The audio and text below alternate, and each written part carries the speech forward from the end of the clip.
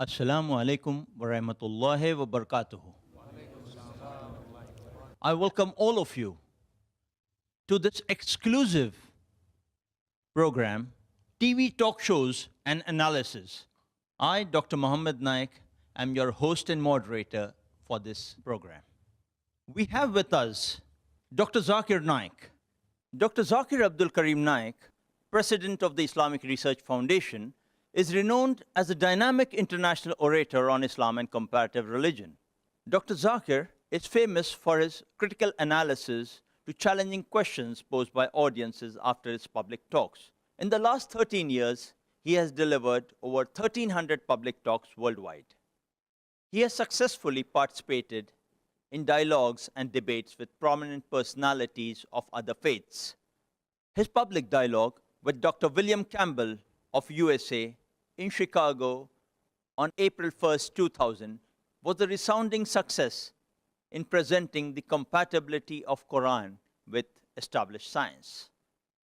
His interfaith dialogue with the famous Indian guru C.C. Ravi Shankar on the topic, the concept of God in Hinduism and Islam in the light of sacred scriptures, held in Bangalore on 21st January 2006, was very well appreciated for propounding the oneness of God Almighty.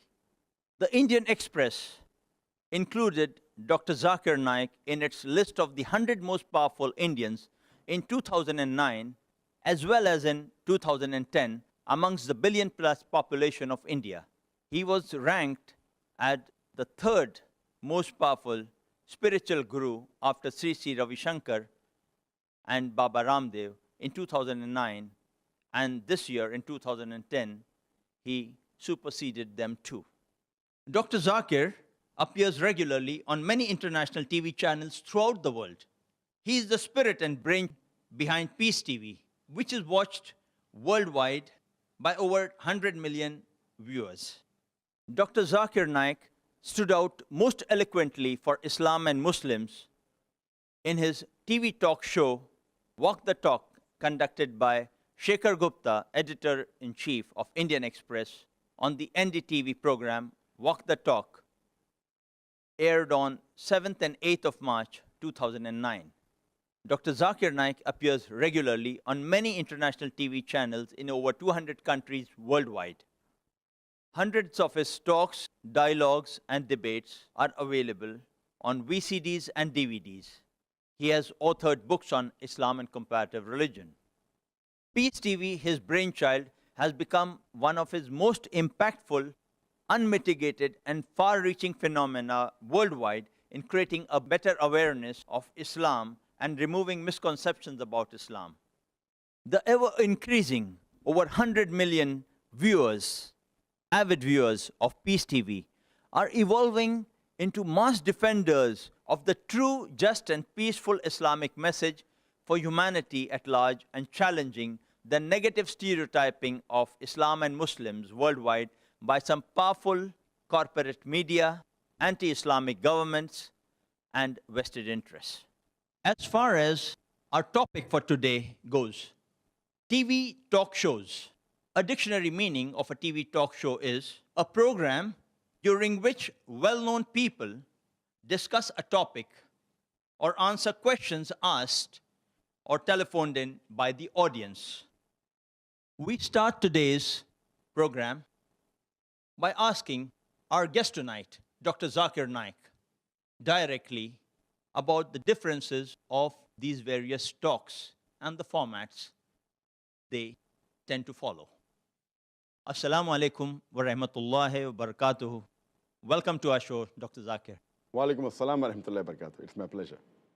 Our audience here and all over who respect you so much would first of all like to be clear on this concept. What is the difference between a TV interview, a panel discussion, a TV talk show, and a TV talk? Alhamdulillah. Wassalatu wassalam ala rasulillah wa ala alihi wa sahbihi ajmain. Amma ba'd. A'udhu billahi minash shaitanir rajim. Bismillahir rahmanir rahim. Rabbi shrah li sadri wa yassir li amri wahlul 'uqdatam min lisani yafqahu qawli. As far as the difference is concerned between a TV talk or a TV interview or a panel discussion or a TV talk show is that a TV talk is just a continuous talk given by a speaker or a specialist or a celebrity in front of a camera. He has got no audience, he's directly facing the camera, and there's no interruption whatsoever. As far as the TV interview is concerned, it is an interview taken by a host of a celebrity or a specialist in that field. The host asks questions to the celebrity or to the specialist, and he replies to the queries or the questions asked by the host. As far as the panel discussion is concerned, there are a few people on the panel, maybe 2, 3, 4, 5, or many. All of them may be specialists concerning the subject in discussion. Or in the panel, there may be two groups. One may be opposing the subject, one may be in favor of the subject. This is a panel discussion. And there is a moderator. And this moderator sees to it that he gives equal opportunity to all the panelists, and he gets the best out of the show. As far as a TV talk show is concerned, it has evolved recently in the past few decades after the television media has expanded. And in a TV talk show, it's a mixture. In a TV talk show, it may be a host who's interviewing the celebrity or the specialist. And while in interviewing, there may be a group of audience that is listening live, or he can throw the floor open to the people to ask questions on the phone line. If it's a live TV talk show, there can be people who are asking questions on the telephone. Or a TV talk show can be a panel discussion. There can be a few people who are there on the panel. And the moderator, he asks questions to the panelists, whether they belong to the same view or they may belong to opposing view. And while he's asking questions to the panelist, there may be a live audience which is watching. They too can take part in that TV talk show. Or the TV talk show can be thrown open to the people, if it's a live TV talk show, to the people who are watching so that they can ask questions on the telephone. So these are basically the difference between a TV interview, TV talk, a panel discussion, and TV talk shows. Jazakallah for that basic clarification. Do you personally prefer taking part in a TV interview, a panel discussion, a TV talk show, a TV talk, or a public lecture to present your viewpoint, and why? If you give me the option amongst all 6, the best I would like is a public lecture. And second I would like is a TV talk. The reason is because in a public lecture and in a TV talk, there is no interruption. I can present my view without being interrupted, because normally if a host is there or if a moderator is there, there are chances, depending upon the moderator, I may be able to present my view, I may not be able to present my view, depending upon the intentions, etc. I prefer a public lecture and a TV talk as compared to the other 3, 4. If you had a choice to take part in a public lecture or a TV talk, which would you prefer and why? Compared to a public lecture and a TV talk, but natural, I would prefer a public lecture. Because a public lecture normally is in front of an audience. So, but natural, the impact of a speaker is higher. Speaking in front of a camera looks like you're speaking in front of a wall. So I prefer personally speaking in public, giving a live lecture. But natural duration is longer. It can be maybe of half an hour or 1 hour or 1.5 hours. That's much better because in a public lecture, normally I stand. In a TV talk, you have to sit normally, so you can stand and also give a TV talk. And in a public lecture, it is much more interesting because you get the reaction of the audience. So when you get the reaction of the audience, the impact and the presentation of a speaker is better. And today's scientific research tells us that when a person gives a public speech or a lecture, 93% depends on his presentation skills, and 7% is the matter. 7% of the marks of the public lecture goes to the content, to the matter of what he speaks. 93% is the presentation skills, but natural, which involves body language, which involves modulation, gestures, eye-to-eye contact. Because when a person speaks, even his eye is speaking, even his hand is speaking. So I personally prefer a public lecture in which a person can present better. He can see the reaction of an audience as compared to a TV talk which is speaking in front of a camera. Dr. Zakir, you have delivered over 1,000 public lectures worldwide. How many TV talks have you delivered? But natural, the maximum that I've given in my life is public lectures. As far as TV talks are concerned, maybe a few hundred, I don't know the number, but it will be a few hundred, maybe 300-400 TV talks I've given, alhamdulillah. Does that mean that you prefer giving lectures and TV talks only and avoid being questioned? Now, as far as being questioned, I prefer the question and answer better than a public lecture. But being questioned by an interviewer and a moderator is different by being questioned by the public. I prefer being questioned by a questioner. That's the reason whenever I give a public talk, I prefer that the question and answer session is longer than the public lecture. Because a public talk or a public lecture is a monologue. It's a one-way traffic. In a question and answer session, it's a two-way traffic. It's much more interesting for the audience as well as for me. And it's challenging for me that I don't know what question the person is going to ask. So I prefer a question and answer session much better than a TV talk. And that's the reason when we handle question and answer session, when the program is organized by us or when I'm called by the host, I tell them, I prefer the question is asked live. I don't prefer chits. Because when someone gives chits, there are chances if you get maybe 30, 40, 100 questions, you can select what you want to answer. And then the audience may feel that, some questions Zakir has answered, some he hasn't answered. So I normally prefer that in a question and answer session, the questioner lines up behind the microphone and he asks the question live. So no one can say that I'm selecting what I want to answer. So whoever's first in the queue, in the microphone, he's the person who gets the chance. And I personally prefer giving an opportunity first to the non-Muslims, then to the Muslims, because they have a better right to know about Islam than the person who already is a Muslim. So that is the reason we prefer giving chance and opportunity to the non-Muslims. And I enjoy a question and answer session much more than the lecture. How many TV interviews, panel discussions, or TV talk shows have you taken part in, and why? As far as TV interviews are concerned, that also may be a few hundred TV interviews. As far as panel discussions are concerned, I don't know the exact number, or maybe 50. Same with TV talk shows. I have attended many TV talk shows which are live, and I always prefer attending a TV talk show which is broadcast live, which is telecast live, in which a person's view cannot be edited. So I prefer attending TV talk shows which are broadcast live rather than which are recorded and telecast later after a few days, after a few weeks. As far as panel discussions are concerned, maybe 30, 40, I don't know the exact number, but close to that. Dr. Zakir, is it right, as most people presume, that you prefer appearing only on Muslim television channels? Yes, as you asked me that what is the reason that I prefer speaking on a talk show and a public lecture as compared to giving an interview or having a panel discussion, where an interview is concerned, normally it also depends upon the intention and the integrity of the person taking the interview. And that more so ever is important in a panel discussion. The moderator is very important, because if the intentions and the integrity of the moderator are not correct, then there are high chances that the things you speak can be moderated, or it can be rather misrepresented. So what I really say, that the difference between a TV talk and a TV interview is that in a TV interview, the person asking you a question can ask you leading questions, which I've got no problem with, but sometimes they may not give you a chance to complete the answer. But a TV interview is far more safer than a panel discussion and a TV talk show. Because in a panel discussion, since there are many speakers who are there on the panel, maybe 3, 4, or more than that, here the intention and the integrity of the moderator as well as the producer of the show is important. Because if the moderator wants to promote a particular viewpoint which he prefers, he can give more chance to the panelist whose view he agrees with.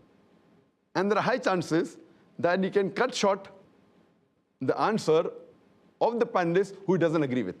So therefore, in a panel discussion, when the people are watching at home on the television, if they're not aware of the media, how the media works, they may not know what goes behind the scene. So the moderator can sway the panel discussion. And secondly, it's also important the view, the integrity, and the intention of the producer of the show. Because if the intention of the producer of the show is not correct, and he wants to promote a view, even if on the panel, if there's an expert who can prove the viewpoint of the producer wrong, in the post-production, he can edit the portion which he feels is going against his view. So when you see a TV talk show, you have to keep in mind that what is the integrity and the intention of the producer and the moderator. Because if you doubt the intention of the producer and the moderator and the integrity, what you see finally on the television, in the TV talk show or the panel discussion can be edited. And there are many instances we can give where we can prove that how it can be done. For example, when you're taking an interview and suppose someone asked me that what are your views regarding the policies of George Bush? And suppose if I reply that I do not agree with the policies of George Bush. In the post-production, you can easily edit do not. And it will sound in the show, I am saying I agree with the policies of George Bush. Actually, I've said I do not agree with the policies of George Bush. But on the show, it will appear that Zakir Naik is saying, by editing do not, I agree with the policies of George Bush. And if a person who's being interviewed, if he does not know the background of the media, and if he's shown his own interview, he may think, okay, it was a slip of the tongue. He may think, okay, by mistake I said, I agree with the policies of George Bush. So if you show his own interview, and if he does not know how the post-production is done, he will think it was a slip of the tongue. Actually, it wasn't a slip of the tongue. So that is the reason the integrity of the producer of the show and the moderator is very important.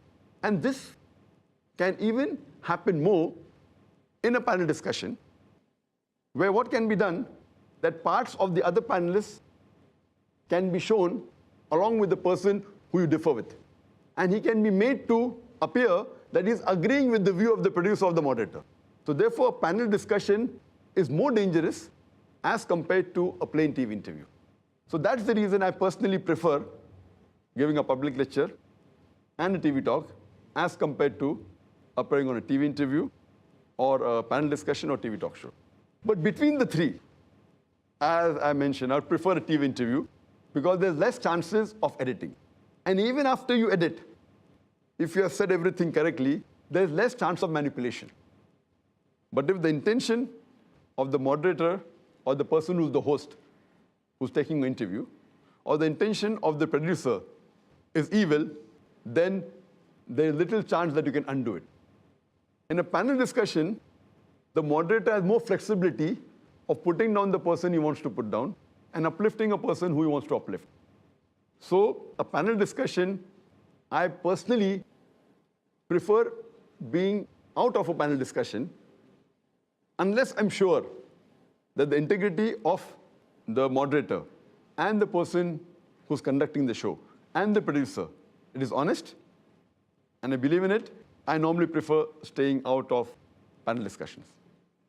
Jazakallah, Dr. Zakir, for explaining that point. We understand this integrity and intention are very vital for you, but we are ultimately human. We may err in this judgment. Ultimately, it's Allah subhanahu wa ta'ala who is absolute in this kind of understanding.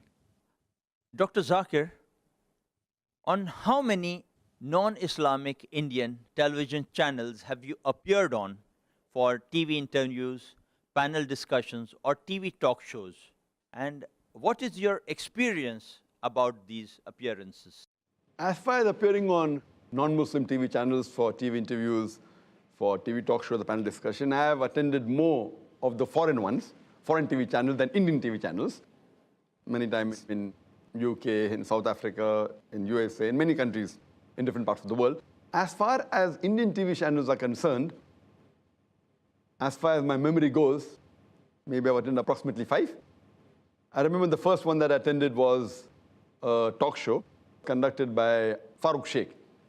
And the program was Mard. And the topic of that program was Biwi Ho To Kaisi. You know, that was the first one I attended.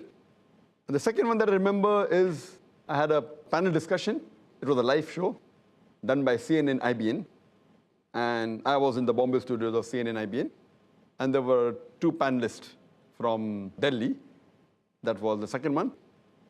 And third one, as far as memory goes, was a TV interview that was conducted by R.K. Bajaj on the RKB show. That's on Sahara channel. And the fourth one, again, I think, was the TV interview It was a different type, on Walk the Talk by Shekhar Gupta, who is the editor-in-chief of Indian Express on NDTV. And the last one recently, just 2 weeks back, or rather 3 weeks back, it was aired 2 weeks back, on the NDTV. And the program was We the People, which was conducted by Barkhadat. And the topic was Muslim identity. So these were the 5 programs as far as memory goes. Means only 5 programs you appeared on. All these years with thousands of lectures on one side and only 5 programs. If you ask, You got an opportunity only for that. I've been asked hundreds of times to appear for talk shows and for panel discussions, at least few hundred, by many channels. You name the channels, you could say easily most of the channels that have talk shows. I've been asked to appear on many of them, at least a few hundred times. But personally knowing that because I already do come on various other satellite channels, I don't want my views to be changed or to be altered. Because of that, I know what the background is. And I personally don't really think that most of the shows that take place are with the true intention of the topic. Because I doubt that since for a normal man it's different. For me, since I'm a man of the media, and I appear on various satellite channels, and Peace TV alone, alhamdulillah, has a viewership of more than 100 million. And that is absolutely, it's a direct view without the producer of these public lectures or TV shows, without altering the view, and I trust the integrity of the other Muslim channels. That's the reason, because I know that they will not change my view. I've appeared several times on Muslim channels. Because of that, I take care, because I had very bad experiences in these past few TV talk shows. So because of bad experiences, and when I speak to other people who have been on the show, they too have that. And I really agree with you when you said that we cannot actually judge one's integrity until we have proof for the same. Now, because I have spoken with other people who have been on the talk shows, I'm talking about those people who know the media. A person who does not know the media, and if he goes on a talk show, he will not know what goes behind the curtain. So once the talk show is aired, then you can say and be sure what was the integrity of the moderator and what was the integrity of the producer. For us as lay people to understand how the TV talk shows and the interviews present your viewpoint properly on the positive side and manipulated on the other side. Can you relate to us your experiences, TV talk shows, maybe your first talk show with Farooq Sheikh in brief? The first talk show I had, I don't remember the year exactly, somewhere I think close to the early part of the 2000s or late part of the 1990s. That was the first TV talk show I attended in India. And as I told you, the program's name was Mard. And the topic of that show was Biwi Ho To Kaisi. And that called a Christian to represent their view. They called a Hindu, and they called myself, and they called an atheist. There were about 4 or 5 people in the panel, and there was an audience like the way we have here. And they asked that how should a woman be, how should she behave? And everyone gave their view, even I gave their view. And when I started speaking, and while I was convinced when I give a reply, but naturally I give with reason and logic. So at the end of the show, the answer that I gave, most of the panelists agreed with it. Initially, they may have differed, but when I gave the reasoning, that's more important for a woman to look after children, look after the home, not that she can't work, as long as work is modest, she can go and work, and all these things. So the show went off very well. And the moderator, Farooq Sheikh, he was a gentleman. And I was very happy that the first show that I did on the Indian television channel, I was very happy, fine. I gave the answer, the audience questioned me, and they criticized me, they attacked me, I gave the reply. Now, when I gave the reply, the other audience agreed with my reply. That's what I do normally in a live question and session. They asked me a question, I give a reply, and I'm giving equal opportunity. And Farooq Sheikh did a good job. But the bombshell came later on. A few days later on, I got a call from the channel saying that the program did not end the way the producer wanted. So we are going to have a reshoot. So please wear the same suit, same shirt, same tie, same dress, and come for the show, we're having a reshoot. And when I got this message from my manager, I said, this is nonsense. Program was fine. There's no problem in it. So we told that, surely we won't be coming, because we felt the program went perfectly fine. So they had the reshoot in the same studio, in the same setup. Maybe all the other panelists came, but I did not go. Maybe most of the audience came. They had a reshoot, and after a couple of weeks, they had that aired on the television satellite channel. And the best part of it was, when anyone sees the show, they are seeing me sitting there, nodding the head many a time, to things which I did not nod at. So what they did, they reshot the whole thing, and they changed the view, though I did not go the second time, but when they telecast it on air, it was shown as though it was shot once, and Dr. Zakir Naik was there, and was agreeing with the wrong things also. So this shows that the integrity of the producer was absolutely unjust. I don't blame the moderator. I mean, Farooq Sheikh, I can't blame him. He's being paid for his job. He did a good job initially. What he did next, I don't know, so I can't comment on that. But the end of the story is that when it was aired, it was made to look that Dr. Zakir Naik, fine, I did speak, and they showed portions of my answers which suited them more than the other part. But when it was aired on the channel, it was shown many a time that the views that I did not agree with, I was shown that as I agreed with it. So this is what I mean by saying the integrity is very important. So what I say, that these shows, the producer and the moderator, they are doing it for the living. I'm not giving a speech for my living. I'm not here to speak about Islam for my living. I don't take a single penny from anyone. In fact, we give, you know. So because it is a bread and butter, many a time, the producer, they make a show which is liked more by the audience. They are more bothered about making what will sell more or will have a higher TRP rather than to know what is the truth. Same thing with the moderator. If the moderator is commanded by the producer and he chooses the moderator has little say in it. Or if the producer is neutral and the moderator wants to change the show, the moderator can change the show and the producer doesn't bother. So therefore both are important, the moderator as well as the person who's the producer. So the first show I had went off very well, but the end result, because they reshot it, it was a disaster. But then you again trusted CNN IBN for another program. That's Your right. experience on That that? was after many years. I don't know when I think I gave it after maybe 7-8 years after I appeared for the first show. I think it was maybe 2007, I believe, when I went for the CNN IBN show. And your experience on that? There, because it was a live panel discussion, and the issue I think was something to do with Muslims. I don't remember the main topic of that. It was done by Rajdeep Sardesai. Rajdeep Sardesai. And Rajdeep Sardesai, he was sitting in Delhi, and there were a few panelists in Delhi. One of them, as my memory goes, was the MP. I forgot the name, who is the editor of the Muslim India. Syed Shahabuddin. Syed Shahabuddin, correct. Syed Shahabuddin was there, and there were other couple of people in Delhi, and I was alone in Bombay. That too was not a good experience because I was hardly allowed to speak only twice. And when I said something, it wasn't heard there because the microphone is in their hand. So though it was a live show, I could only speak when I was allowed to speak. See, normally in a panel discussion, live, when I speak, the microphone is on, no one can cut me. But here I was in Bombay, they were in Delhi. And I was hearing from the headphone, which was through a mobile, I think, I don't know. So there were questions asked, though it was a live show. It was a live show that was telecast live, but because of this problem that my microphone didn't work until they pressed the button. So there too, it was not a good experience. But because it was live, it didn't do much damage. Only thing that, fine, Dr. Zakir Naik didn't say much or wasn't given an opportunity since it was a live show. It was being telecast live. Because of that, I felt that there wasn't much damage except that I was not given enough opportunity. They say twice hurt, third time shy. But then again you jumped into the ring. You went in and you appeared on the Rashtriya Sahara's RKB show.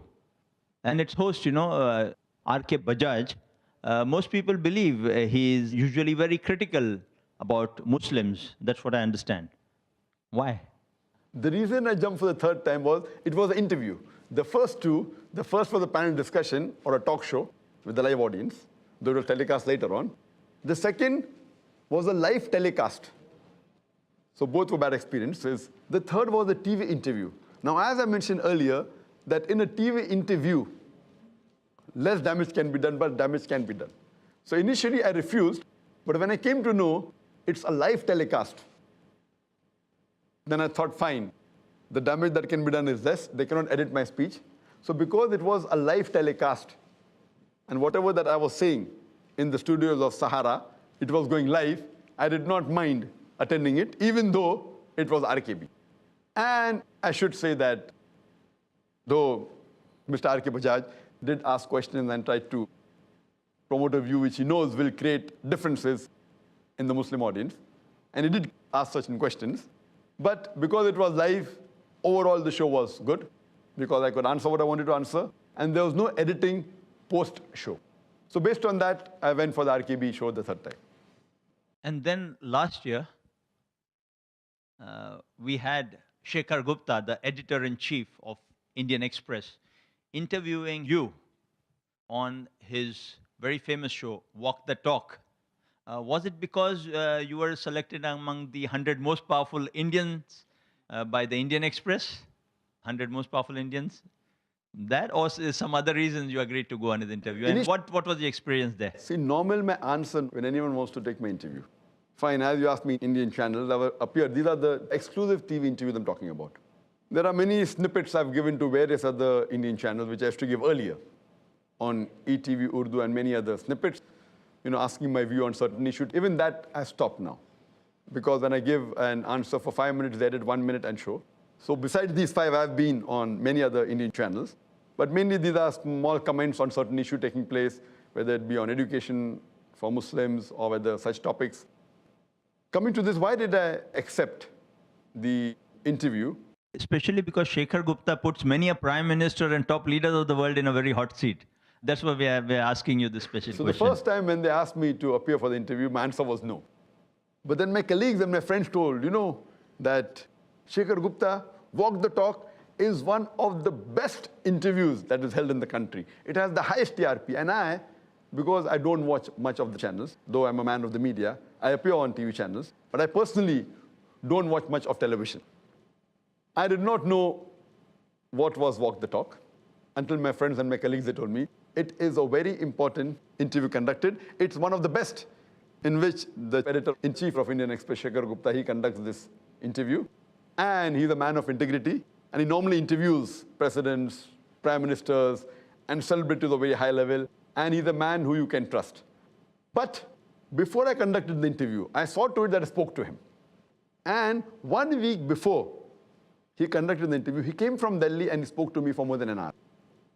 And when we interacted, I asked him that after you record this program, which will be talk show while walking, Walk the Talk, I asked him that will it be shown completely or will you edit it? He said it will be unedited. You can take from me my word that 99% will be unedited, maybe a little bit here or there if you have to, fit in the time duration. So he gave me the word that he will not edit. And you see to it that my view is not altered. So because he gave this word to me, and I checked up his background, and I trusted my colleague, I agreed for the interview, which he came to Bombay again from Delhi, and we had the talk on the Worli sea face, where it was again for approximately 1 hour. With the ads, it was approximately 45 to 50 minutes. And I believe it was the best experience that I had with the Indian TV channels. And I trust that Mr. Shekhar Gupta, he's a man of his word. And when I saw the interview, I was very happy. He did not edit anything. He did not change my view. Though the same questions that were so challenging were asked by him. He gave me chance to clarify. I gave my point of view.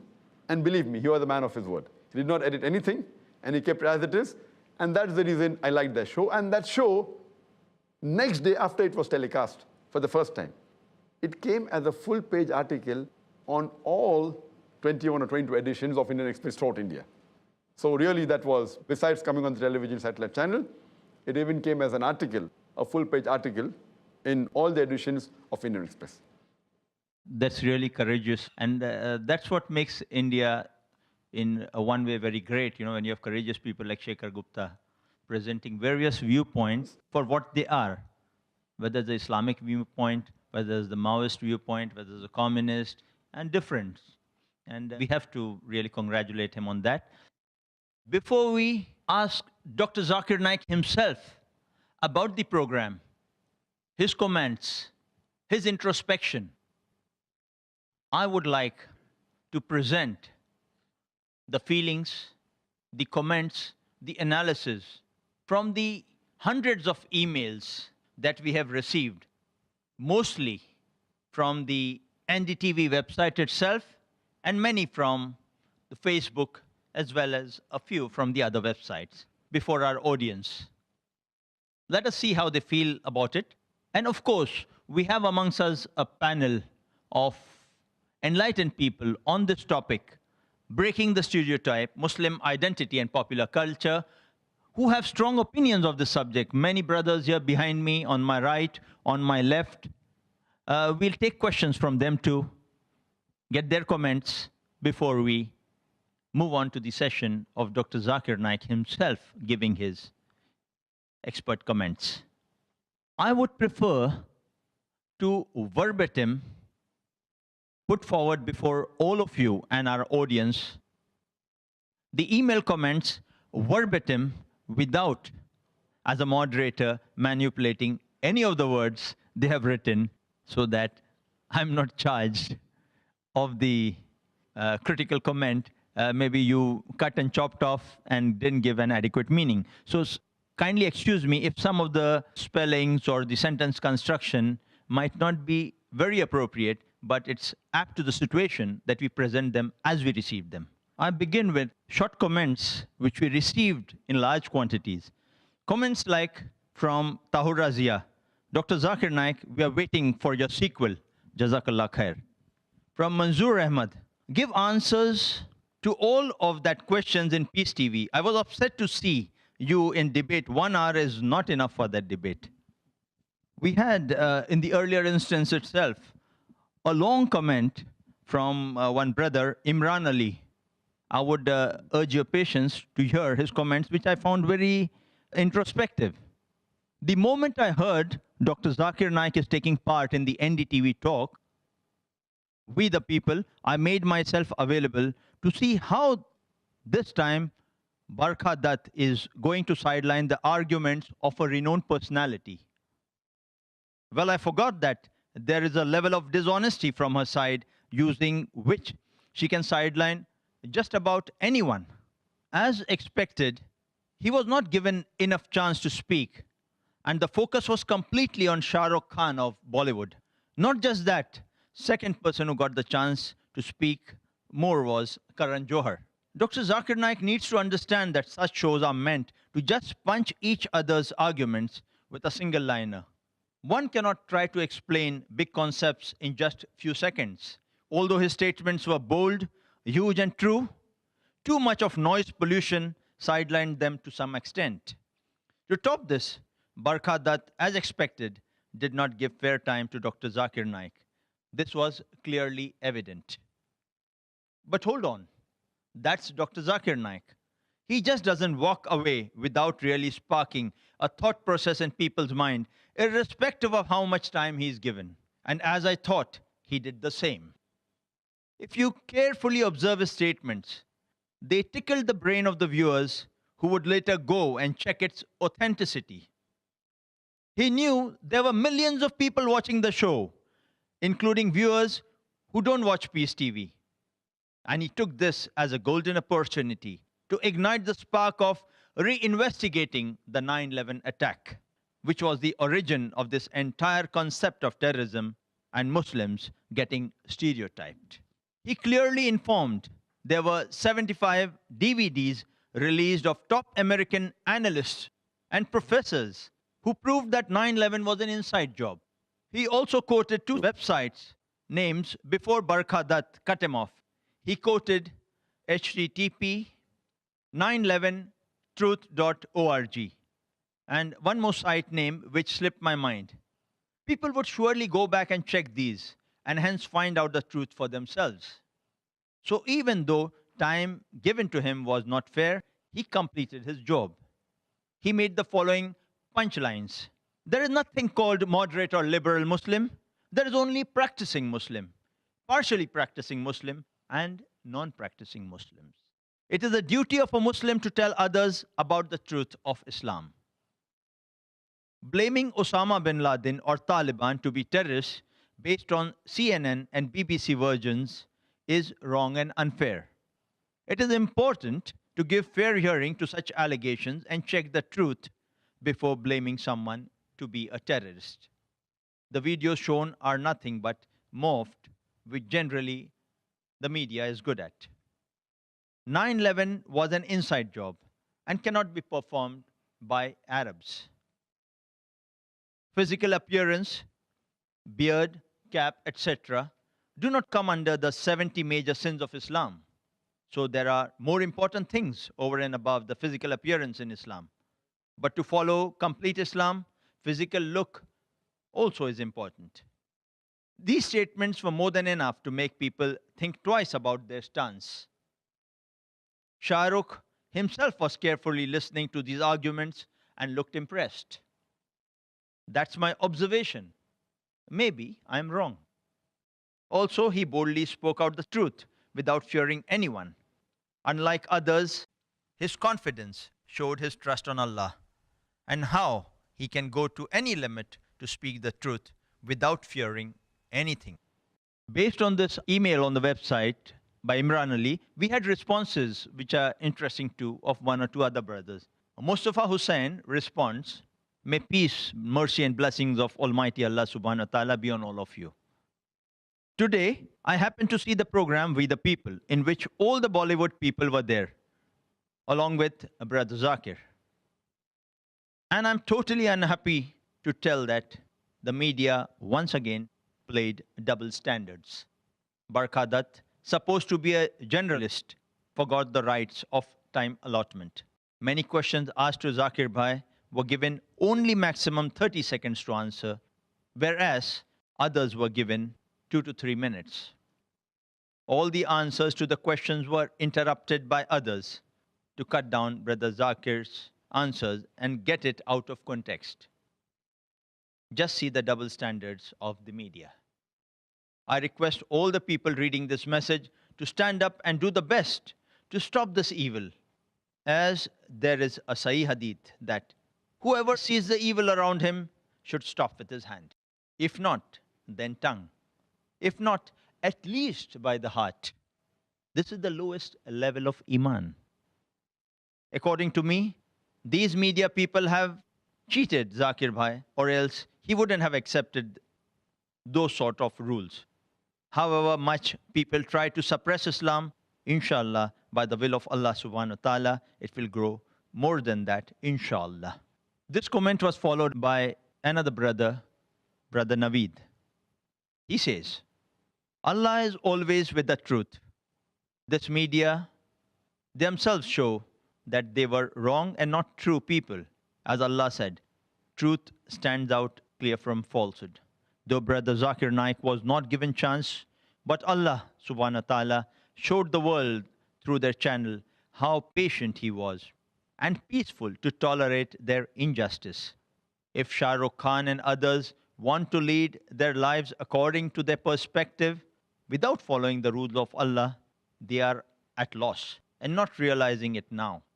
But when the truth will come in front of them, till that time it will be very late for them to tell now, I want to be a practicing Muslim. They may live a wealthy and famous life in this world, but what will be their fate after they die? Not thinking? Maybe Allah gave hidayah to all humankind to walk on the straight path and give Brother Zakir Naik more knowledge and power to stand firm for Islam and protect him always. Ameen. All our prayers are with him. To this, there's a response from a true Indian Muslim. That's how he calls himself. If anyone should be downcast out there, it should be Dr. Zakir. He supposedly is a learned scholar and knows the ins and outs of Islam, or so he says. He says Osama is not responsible for the 9/11. He's spreading a wrong word again, and that's a bad move, as he has many followers. I'm sorry, but I beg to differ on this. Websites, journals, media might say what they want, but a person's words can be altered. What attire is Dr. Zakir dressed in? Why does he pose for photos in a suit? Why not wear the dress of the Arabs when he proclaims to go all out on Islam? Considering this man has so many followers, he shouldn't spread a wrong word saying Taliban, Osama, etc. wasn't responsible for 9/11. That's absolutely wrong. I don't go by what CNN, BBC, or any other biased channels have said, but by the people themselves who have taken ownership of what's happened.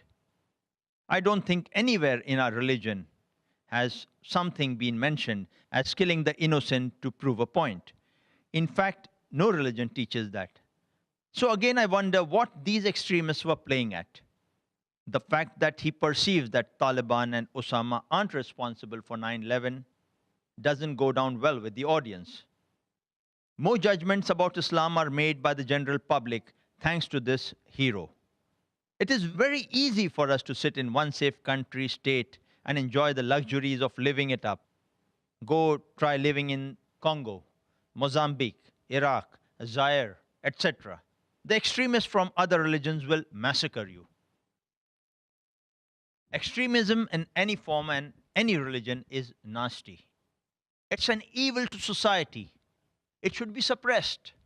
By doing anything in excess, even a fruit of Jannah can turn into poison. By writing this mail, I didn't mean to hurt anyone's sentiments. I'm sorry if I have. Instead, I want to just reach out to all of you in my own little way to tell you that although I'm not a 5 times namazi, I do have certain values in me that I believe are in line with what Islam preaches. I'm sure all of you are far better pious and balanced Muslims than me. I firmly believe that in my own little way, I will try to make people change their wrong perception about Islam by projecting Islam to be tolerant, humanity respecting religion. Cheers. I and P.S. Barkha or nobody else was being biased. If anyone is biased, it is Dr. Zakir. Come on, it's a freaking debate where there will be differences of opinion, not one-track conversation. Brothers and sisters, you would have noticed we have had some positive comments, some critical. This was one of the comments which was critical of the earlier statements.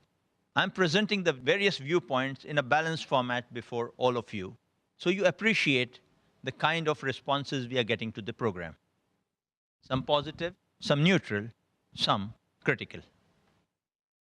Then we have a response to this email on the same site by Sarfaraz Ali Khan. Walaikum assalam to all who wished me and assalamu alaikum for others to join later. This is in response to True Indian Muslim had said about the show. As my brother has said, he doesn't have to go to the CNN or BBC to check whether Osama planned the 9/11 attacks.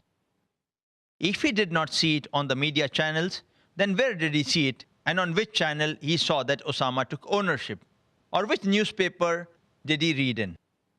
See, I'm not supporting Osama. If he has done it, we condemn. But if he has not, then brother, just on the basis of suspicion, 50,000 Afghanis were killed. I would like to ask you, have you seen Loose Change? If you have not, then see it.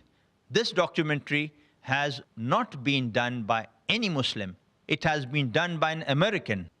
And you will see that the Taliban, speaking in English, though you might not understand Arabic, they asked for a proof from the Americans that Osama was behind it. And they said, if they provide it, then they themselves will hand over Osama. This telecast was just shown once on the news channels, and after that, it was never shown. Brother, you said go to Iraq, Zaire, Congo. Brother, I would like to just wear the Muslim attire and go to Assam. The Ulfa is going to butcher you like anything. They are specially trained to kill Muslims. 749 confirmed attacks. Guess what Zakir Naik did? In his full attire, gave a public speech. Alhamdulillah, this is the power of Islam, to walk on the way of Allah. If you are not doing your duty, don't ask others to stop doing dawah. I appreciate that you are trying to teach others in your own sweet way. But what about the rest who would teach them? This man runs a channel which is viewed by over 70 million people. It has outbeaten God TV. Brother, our job is to deliver the message, not to convert them, so that on the judgment day you can give the shahada that you delivered his message to them. But at least try. And who knows, you might open the doors of heaven for someone. And this man has opened the doors to heaven for hundreds of people. May Allah give peace and show all of us the right path. That was a long and interesting discussion and comments on this article initiated by Imran Ali. We have Brother Manoj Mishra, a non-Muslim, who has given this interesting comment. It's strange that a person of Dr. Zakir Naik's caliber and fame, an expert in the field of comparative religion, is not given time to speak, but instead people like Soha Ali, Shah Rukh Khan, and lesser known Kabir Khan is given all the time to speak on issues which they hardly know. Let the specialist of that field speak out rather than novices of the field. Yes, if Soha or SRK or Kabir Khan or Salman Khan speak about films, it's okay. Though I am a Hindu and have seen Dr. Zakir Naik speaking on Peace TV and debating live around the globe on the various topics of comparative religion and related issues, I can tell you he is uncomparable. Barkha, by not giving time to Dr. Naik, has done great injustice to the stature of the person. Dr. Naik is Dr. Naik. Dr. Naik should never come to any TV debate where he is not allowed to speak or express his views. Thanks. Thanks. Humayun Kabir says, I have watched the videos. Dr. Zakir Naik should not have gone there. Nobody was stopped before they finished talking, but Dr. Naik was stopped every time when he was about to finish his explanation. If you ask an engineer to help a cancer patient, what will happen? I feel sorry for Dr. Zakir Naik again. Allah helps us all. Sajjad Ahangar says, it was ridiculous to listen to some people who talked about things of which they had no idea whatsoever, and each one tried to formulate a definition for Islam just to fit his or her practicing of the religion, if they do any. It was equally disgusting to see Barkha never letting Dr. Zakir speak on anything. He was the most knowledgeable person on the podium, but sadly made a mute spectator. We have a non-Muslim sister, name is Kirti Mishra. She says, we the people is not representative and totally undemocratic. We means Barkha and her leftist friends who show and talk their biased opinions, and a majority of the people's opinion is sidelined. What a mockery of neutral journalism. We have another non-Muslim brother, Vijay Lugani, who says, more we discuss about minority communities, more we create problems for them. Everybody in our country should feel equal to each other. Nobody should be suspicious to each other. If somebody does or act against the law should take its course. SRK was best in discussion. Before I go on with the further comments, I would like to throw open the floor for comments from our learned brothers, our audience collected here today. We thank you for your patient listening to these long comments and initiation of understanding of this topic, TV talk shows and analysis. May I request the brothers who would like to put forward their comments first, and later on any question. We'll allow questions later on to Dr. Zakir. I would like your comments regarding the TV talk shows. Yes, brother. Well, my observation and comment on the program of NDTV 24/7 was that Dr. Zakir Naik was the only person out of the 8 speakers who did not interject any speaker. And all the others in the panel continuously kept on interjecting. The most out of them was Alec and Kabir. In fact, Kabir interjected Dr. Zakir Naik at least 3 times. It was as though he was asked to cut short whenever he was about to speak. And if you notice that Dr. Zakir Naik kept raising his hands for about more than 75% of the time of the entire program, and what was shown on the TV was just that raising once or maybe twice. So the program was definitely edited over there. What I would say is that Dr. Zakir Naik was the only person out there who was following the rules of the program like a true Muslim, in spite of him being sidelined for the entire program. Thank you, Jazakallah. Any brother? Any comments here? Yes, brother. Adib. Assalamu alaikum. After I watched the program, I feel that Barkhadat, she made it clear that she did not want Dr. Naik to clear his viewpoints. And she purposely, she asked the controversial question of Osama bin Laden. And when Dr. Naik, he tried to clear that by saying that we can base our opinions on the news of BBC and CNN. So she cut him down and she disagreed with him. Whereas on the other side, when Karan Johar, he narrated an incident which inspired him to make the movie My Name is Khan. And he said that he saw a bunch of people, a bunch of educated people. Some of them were even passed out from Oxford University. And he said that they were saying bad things about Islam. And Karan Johar said that how can someone go against the Muslim community just basing their opinions on some information which the New York Times gives or the media or the news. At that time, Barkhadat, she agreed with Karan Johar. So over here, we see the double standards of Barkhadat. One side, she disagreed with Dr. Naik, and the other side, she agreed the viewpoint of Karan Johar. So I, being a fan of Dr. Naik, I feel very offended that Dr. Naik did not get a chance to clear his viewpoints. And I really look forward that Dr. Naik comments on this issue. Yeah. Inshallah, we'll ask Dr. Zakir. But before that, we'd put the floor open for more comments from our audience. Any brother? Yes, brother. Can we have your name, and profession before you put forward your question? My name is Mohsin Khan, and I'm a freelancer. When I got to know that Dr. Naik had been to We the People show with Barkhadat and Shah Rukh Khan, I just bombarded it on the internet like anything. I had a SMS group, Facebook, fan pages, and all, and I bombarded it like anything. I know a guy from Pakistan. His name is Fareed Ahmed. He told me that, "Are you sure Dr. Naik is going to come on NDTV? Because I've sent lakhs of messages on Pakistan so that people will be watching it." So I said, "Yeah, this is I have got to know, and there is surety." But after watching this program, it was like, oh my God, why Dr. Zakir Naik even accepted it? Like, in the whole 1 hour program, just for 2-3 minutes. Though, Alhamdulillah, Dr. Zakir Naik made a point and did pass on the message. Like the last message was given, the Muslim should know how to reply in the media. Alhamdulillah. He made a point, and I feel like people will keep hunting him, like on internet, on YouTube, here and there.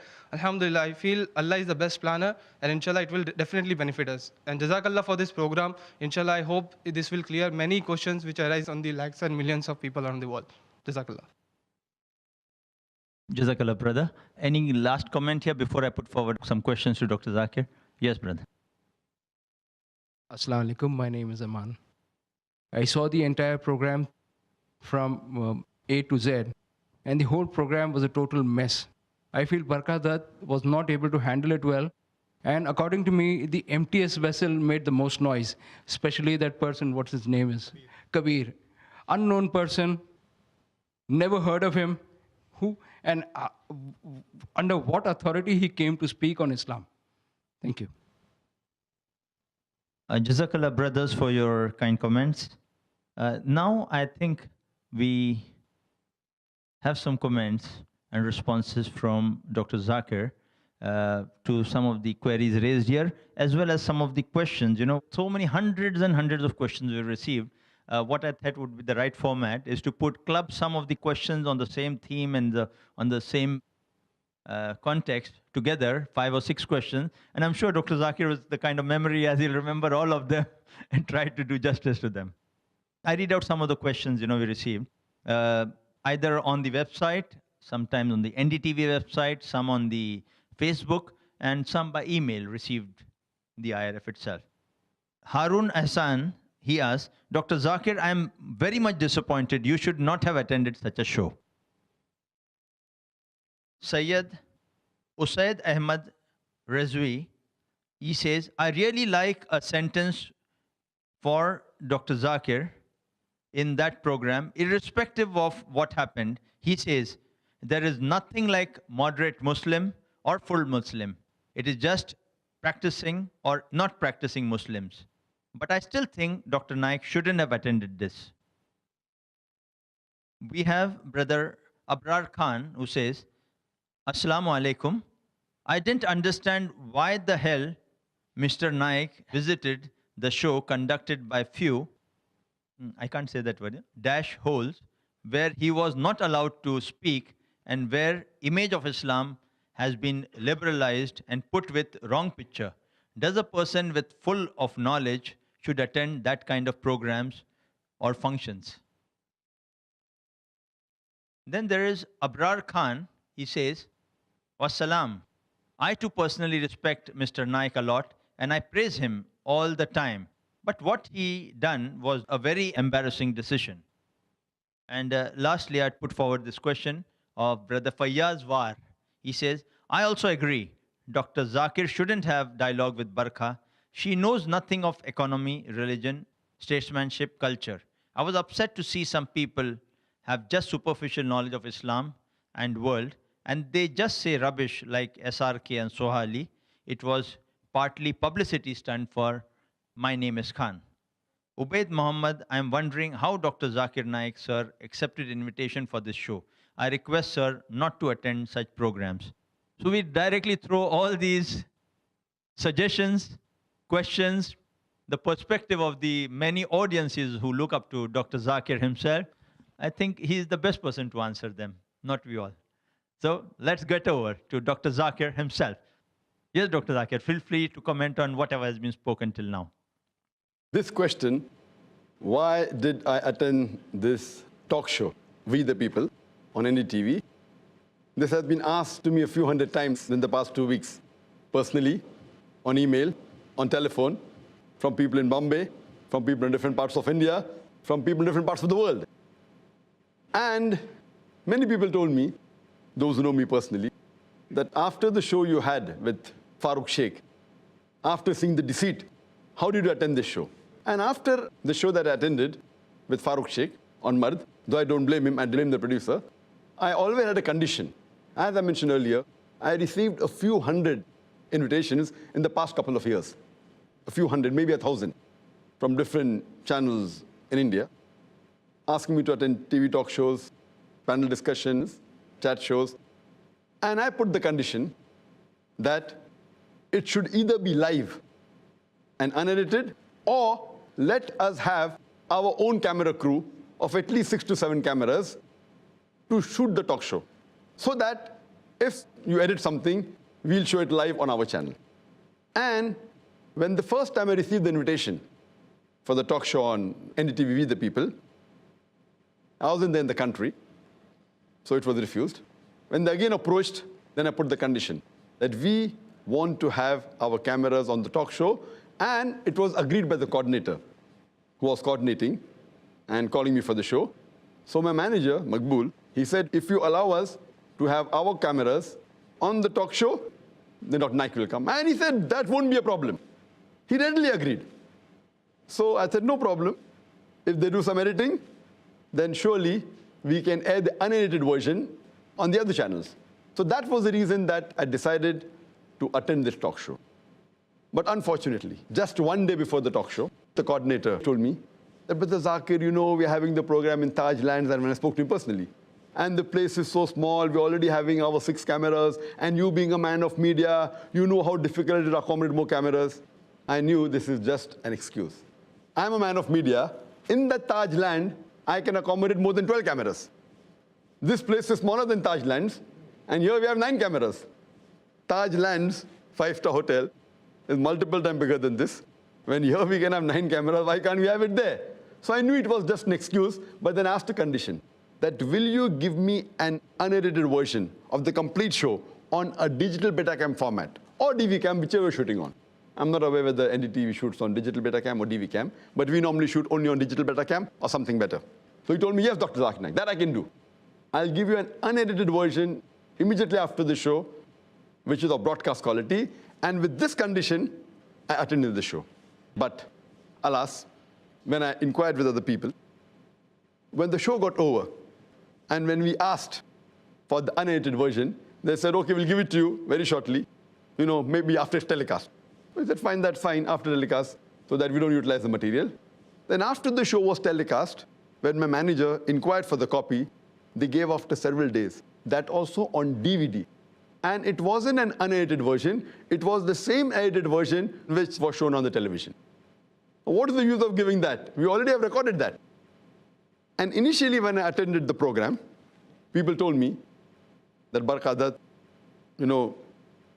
she's very challenging, she's outspoken, and she has a ways in trying to make a person say what she wants to say. But I said, no problem, since the show will be unedited with me, there's not a problem. And with that intention, I went for the show. And though I know that she did give me less time, initially, the coordinator asked me to come on the show. I asked, how many people are there? So he told me, there is Shah Rukh Khan, Karan Johar, Alik Padamsi, and he said, Maulana Madni from Kerala. So I said, Maulana Madni from Kerala? I don't know any Maulana Madni from Kerala. I said, I want to know the full name. Then he said, no, I'm sorry. It is Maulana Mahmood Madni from Delhi. Oh, I know the person, mashallah, he's a close friend of mine. So I said, fine, since there are 4 panelists and I'm the 5th one, seeing the situation, the more the number of panelists, the less chance a person gets, even if it's divided. But unfortunately, when I went on the show, I saw there were additional 3. Besides the 4 he mentioned, there was Najib Jung. I met him for the first time, the Vice Chancellor of Jamia Millia from Delhi, and Kabir, who I was told is a film producer or film director, I'm not sure, and Soh Ali Khan. So 3 additional panelists, so it became 8. But when I went on the show, I realized that even the time that is given to me, if we feel divided, it will be less. But though the show, according to me, I was given less time, but in spite of the other things, I said, fine, at least I made a few points. And even if these are shown, there will not be a problem. But when I saw the show 1 week later on, I was shocked. I was utterly shocked that my answers were edited. And especially those answers which were critical and would put me on the wrong side. That's the time I said that the intention of the producer of the program and the intention of the moderator has to be verified. Because the answer that I gave on Osama bin Laden, most of the people who see me on the television, they know it very well. I don't want to repeat the answer. But when I mentioned that irrespective, whoever has done the 9/11 attack, whether it's George Bush or Osama bin Laden, whether Muslim or non-Muslim, whoever has done it should be condemned. That part was edited. So when you edit a major portion of it, the act has to be condemned. If you don't know the person, you cannot blame a person without proof. So I condemn the act irrespective of whoever did it. So when that part is edited, it shows as though I'm a supporter of Osama bin Laden. I'm neither a supporter, neither I'm against him, because I don't know. And as brother rightly said, when I'm telling I don't know because I cannot base my view on BBC and CNN, Barkadat says, come on, Dr. Zakir, as though I'm telling a lie. Same thing Karan Johar says, that he got angry at about 6 non-Muslims, 3 of them who are investment bankers, 2 of them Oxford University graduates, when they speak against Muslims, and he said, how can you blame the whole community just on news, got on New York Times and news channel? She says, yeah. So this shows the double standards, and rightly brother said, that when she's agreeing with Karan Johar who says, you cannot base your views on New York Times and news channels, and when I say I cannot base my views of Osama bin Laden based on BBC and CNN, she immediately interjects, and she's cutting me down. So this shows the intention that the moderator was biased. She was not truthful. So that's the reason the whole show, what I thought at least that make my point, I did not expect her to be so unjust, and the producer, that they cut my answers. And they did not do it once, they did several times. One more answer when I gave, when Najib Jung, when he said something, and I said that counseling is allowed, and I said that if a person doesn't have drug, and I tell him don't have drug, then the person will agree with me. This part they should. But when I said later on that I being a doctor, if I am a doctor and I give advice to a patient because that person considers me to be an expert in the field of medicine, then people agree with me. When someone considers me to have knowledge on Quran, but when I give the advice on Quran, they don't follow. So this portion of doctor's analogy was edited. So why do they edit? So this shows that to attend a talk show, you may be an expert, but if the intentions of the moderator and the producer are not right, even the best person to appear on a talk show, he can be showed on the other side. He can be showed in the negative way. Because as I said, you can edit, you can cut. Therefore, the best is to go on a live talk show, which is aired without editing, or you have a moderator and a producer of the show who are not biased and truthful and honest.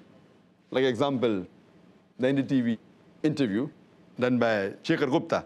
I really admire the person. He may have disagreed with some of my views, but he was honest. So looking back at it, because we put the conditions, I went on the show. And when I put these conditions to many other channels, they refuse, saying we will not allow. But NDTV, at least this show, we the people, I think they went a step further by saying we agree, and one day before disagreeing and promising us to give an unedited version, which they have not given. So I feel the intention, what I thought, I trust in NDTV. As a whole, I don't blame them, because the earlier program they had of mine was fantastic. But this maybe the producer is different, and the moderator is different. They aren't the same as Shekhar Gupta. So, but looking back again, when I saw the show, I was initially very disgusted that I should not have gone on the show. Later on, I told my staff, at least take my portion and let me see how much I've spoken. So one of my staff, he took out all the portion, and it was 6.5 minutes. 6.5 minutes, I was happy. But then I realized in that 6.5 minutes, 2.5 to 3 minutes was spoken by Barkhadat. I spoke for only 207 seconds. I did a calculation, coming to less than 3.5 minutes. And this is what I felt. But when I saw the portion of my portion only, even if they've edited it, yet, as Allah says in the Quran in Surah Isra, chapter 17, verse number 81, وَقُلْ جَاءَ الْحَقُّ وَزَاقَ الْبَاطِلُ إِنَّ الْبَاطِلَ كَانَ زَهُوقًا. When truth is heard against falsehood, falsehood perishes. For falsehood is by its nature bound to perish. When I saw the emails, and I read the emails that came on comments on NDTV by Muslims and non-Muslims, I was shocked. Believe me, I was shocked. Out of the emails I read, 2/3 were either telling that Dr. Zakir Naik did not get enough time, either they're speaking against Barkhadat. That means on the positive side, that they could see through, maybe because they know my answers or they're aware of my speeches. So I was happy that 2/3 of them, the emails that I read, because maybe they've seen these people, maybe my fans or whatever it is, or they've seen me, the non-Muslims, the Muslims. That is the reason they did not appreciate the way it was conducted. Out of the balance 1/3, half of them were neutral, half of them were critical, saying that, see, Zakir here, he didn't get a chance, so they're happy about it. But overall, I feel, even what they have done, as Imran rightly said, the message, the major point for put across, what is the definition of a Muslim? There's nothing like moderate Muslim, either practicing, partially practicing, or non-practicing Muslim. So these points about the various things that are spoken in the media, at least I made a point, and those who were intelligent got it. So alhamdulillah, irrespective of what happened, I feel whatever happens, happens for good, and Allah subhanahu wa ta'ala is the best to make his message spread. Jazakallah khair, Dr. Zakir, for your elucidative comments on what all we received by email and the comments from our brothers here. We continue on with this discussion on TV talk shows and analysis.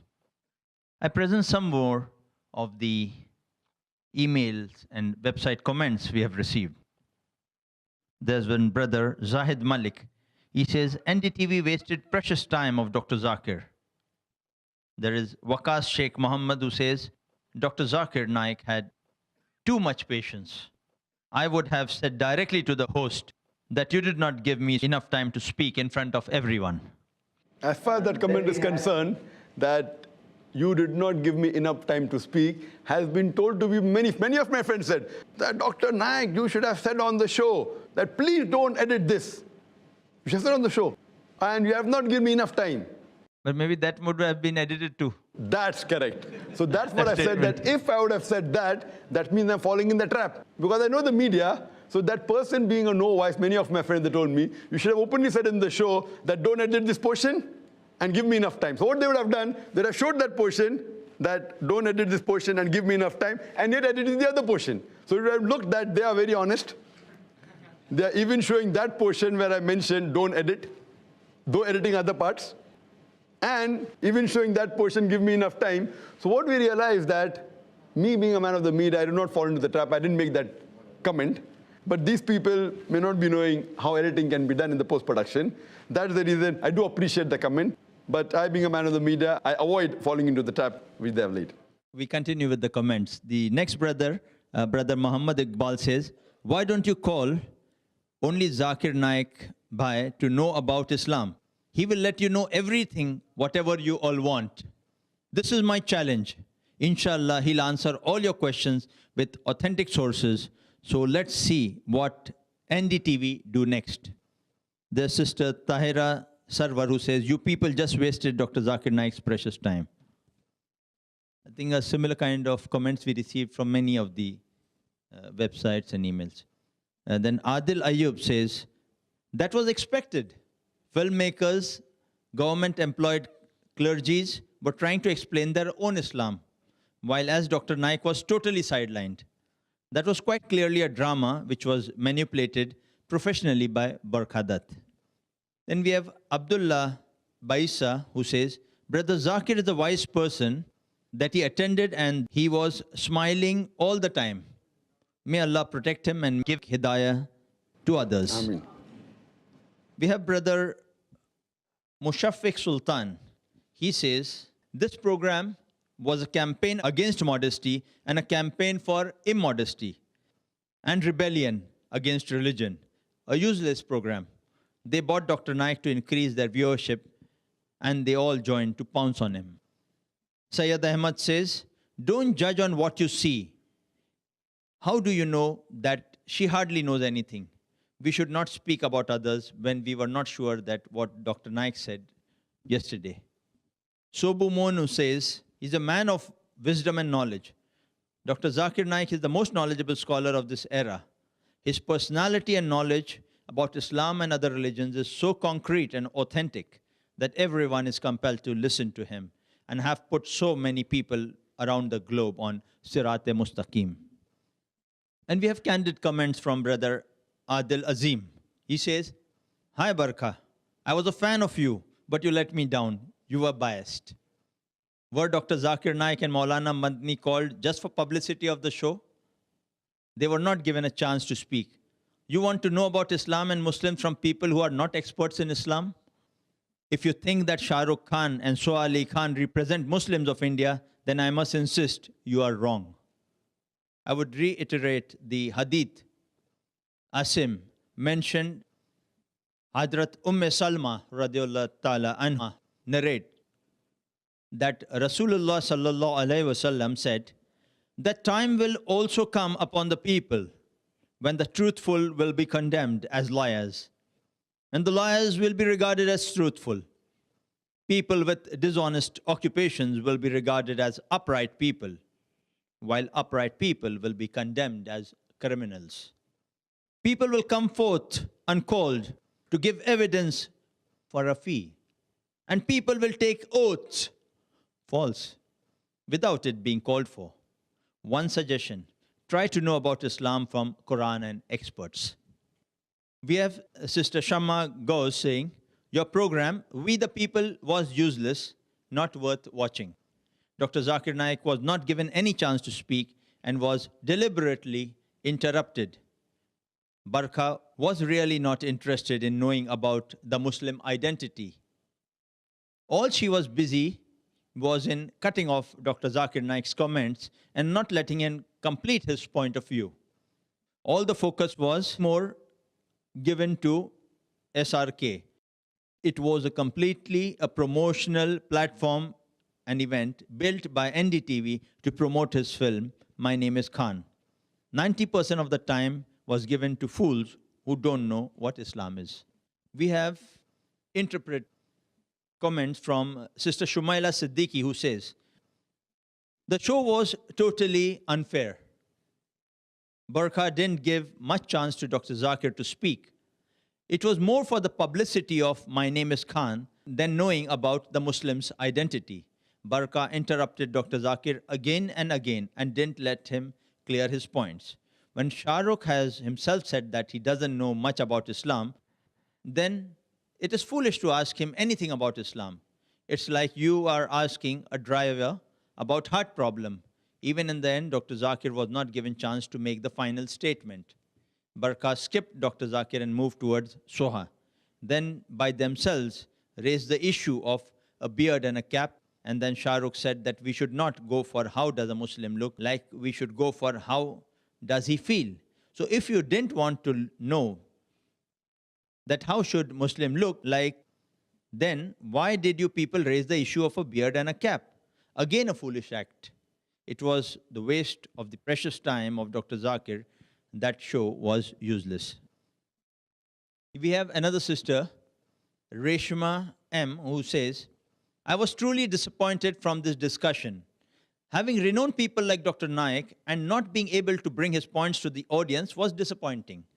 And when he did speak, he was sadly cut off. He's, after all, a well-learned scholar.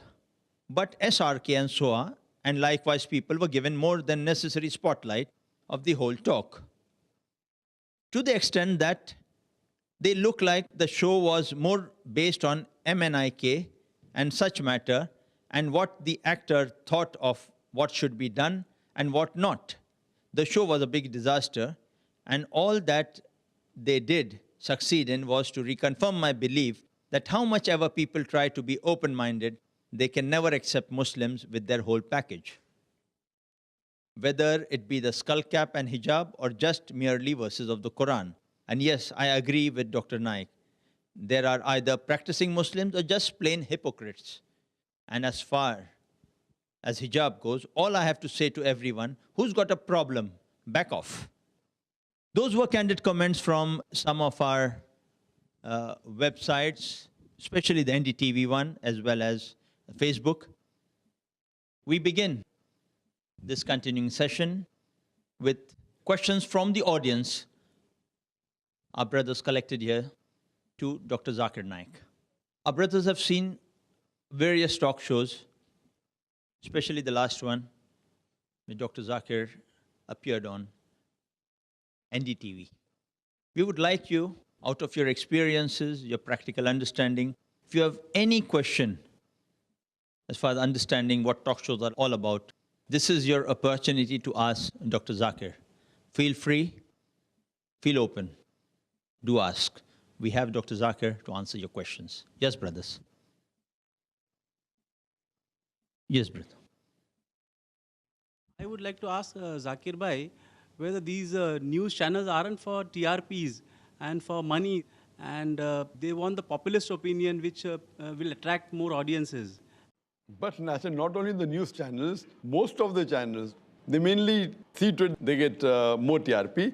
And having this view of having more TRP is not wrong. But showing a wrong view to have more TRP, that is wrong. To see to it that you get more viewership on a channel is a good intention. But to show a wrong impression to increase your viewership, that is wrong. So most of them, because as you rightly said, that most of the channels are commercial channels. And the intention to start a channel is to earn money. So many a time, they go against the truth just to see to it that the viewership increases. Yes, Ani. Brother. Yes, brother. Assalamu alaikum. Wa alaikum assalam. Before I put forward my question, I would like to make a comment on the program. After watching the program We the People, I realized, as a fan of Dr. Zakir Naik, that what a mess it could make if we asked the opinion of every person, namesake Muslim, about Islam and the Muslims. And it has reaffirmed my faith in the verse of the glorious Quran where it says, if you do not know, ask those who know. That's right. Coming to my question. During the course of the talk, Barkha threw a question to the panelists that most of the Muslims have become image conscious and they have given more concentration on wearing a skull cap, sporting a beard, and the Muslim women wearing the hijab.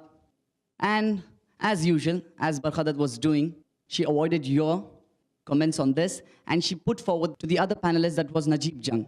Brother Najib Jung said that most of the Muslims who wear the skull caps, sport a beard, and wear the niqab are less than 1%, which I strongly disagree with.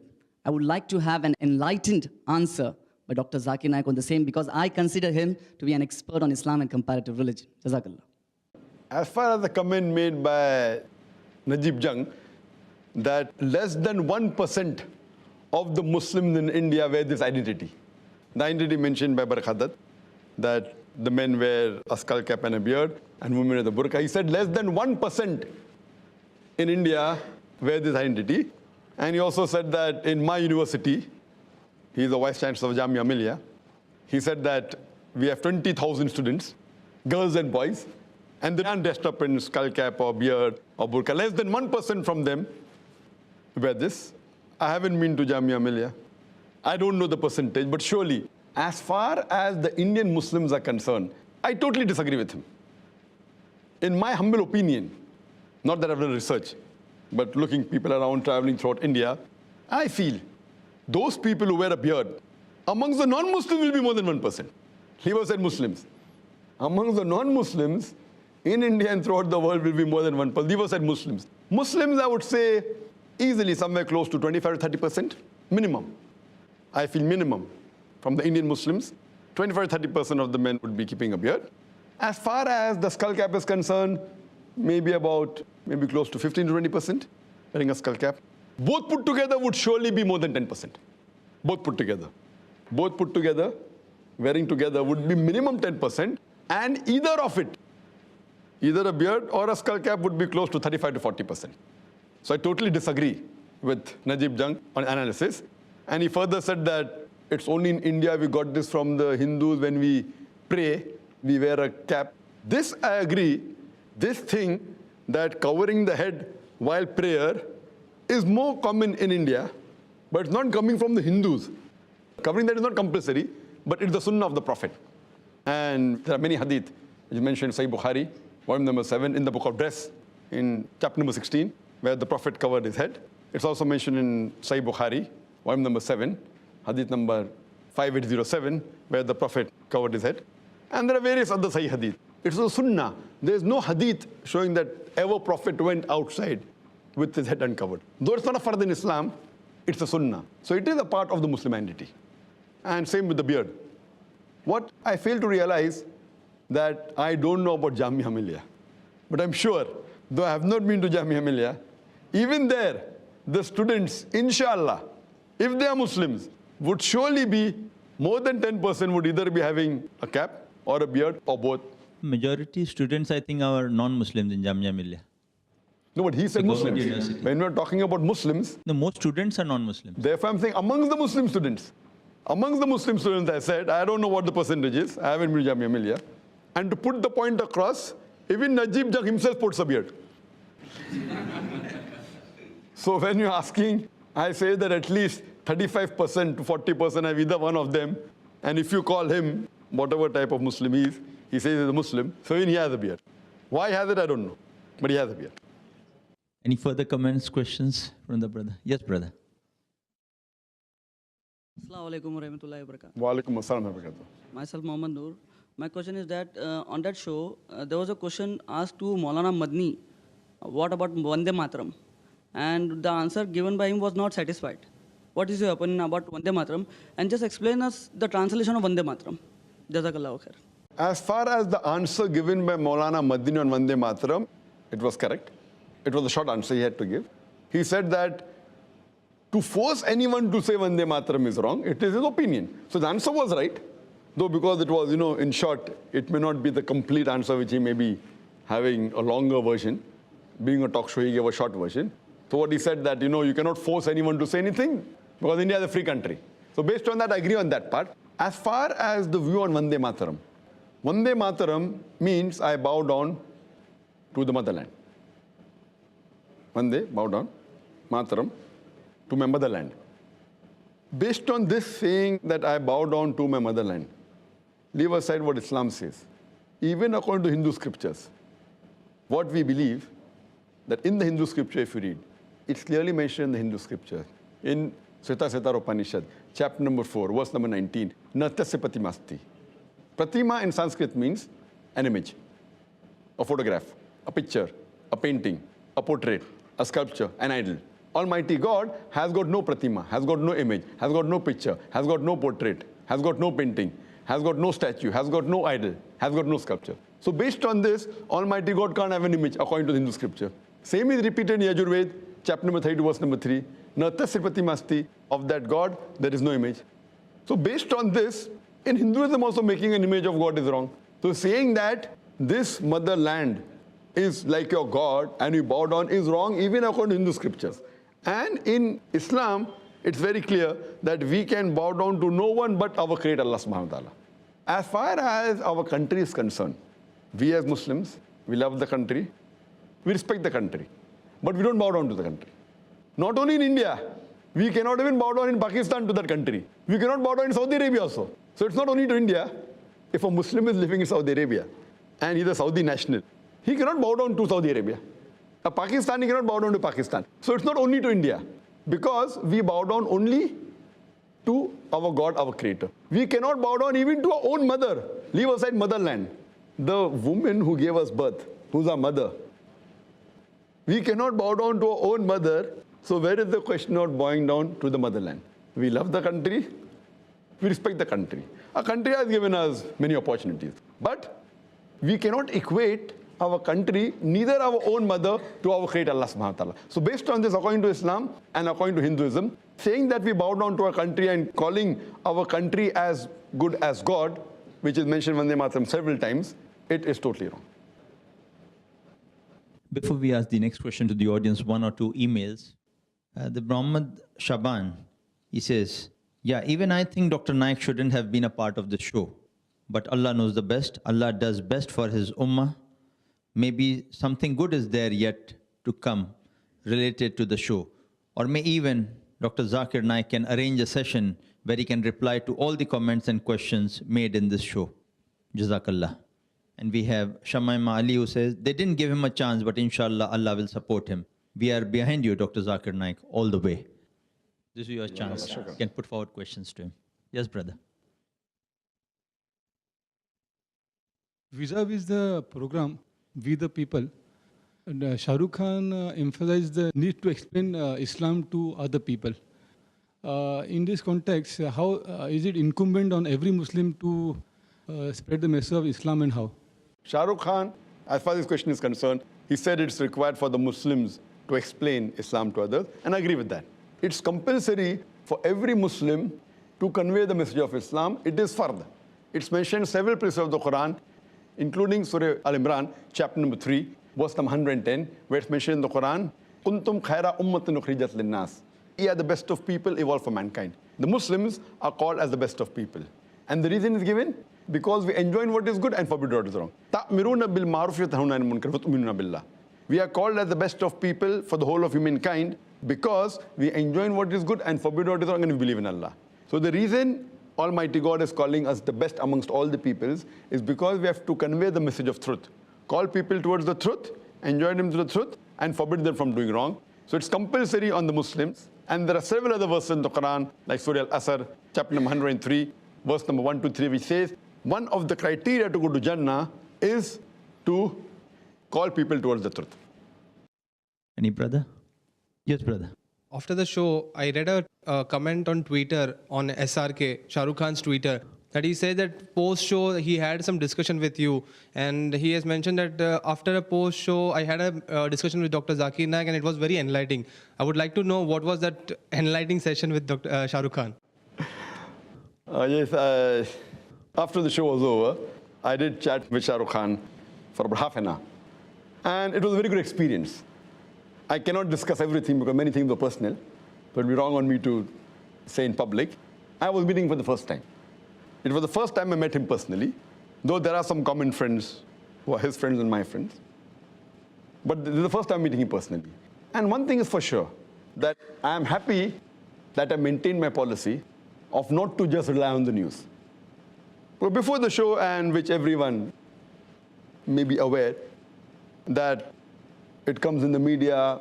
Many people, many of my friends have told, Shah Rukh Khan is not a practicing Muslim and he's not happy to be a Muslim.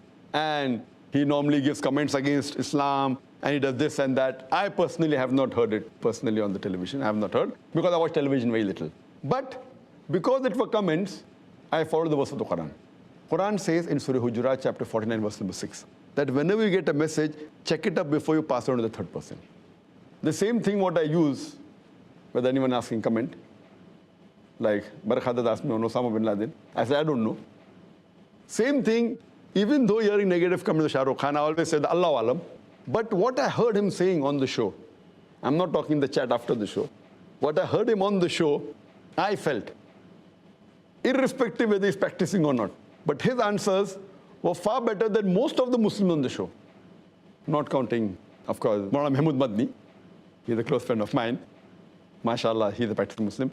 But leaving aside him, what answers he gave compared to all the other Muslims on the show, his answers were more correct. And he rightly agreed, saying that, that though he does film acting and singing and dancing, he says it is haram. That was good of him. And he says that he has less knowledge. But he also said that for correct knowledge, you should ask the scholars and the ulamas and the maulanas. So his answers were far superior than the other people who were Muslim in the talk show. And after the show, one comment I'd like to make, that while discussing on the issue of Muslim identity, he asked me, Dr. Zakir Naik, he said, Dr. Zakir Sahab, what is your view? How important is it to keep a beard and wear the cap? So giving an analogy, that it wasn't a talk show, there was no barkhadat. So I could explain to Brother Shah Rukh Khan more easily and, without any interruption. So I told him that when you appear for an examination, there are some questions which have 1 mark, some questions have 10 marks, some questions have 20 marks. The Muslim identity, wearing the cap and the beard, though it's not of utmost importance, but it is important, it may carry maybe 1 mark. Behaving, practically being honest, speaking the truth, these points about Islam, the practice, may carry 10 marks, may carry 5 marks. So, though keeping a beard is not the most important, you can miss the 1 marks and concentrate on the 10 marks and 5 marks and 20 marks. But if someone wants to score distinction, he will try and even get this 1 mark.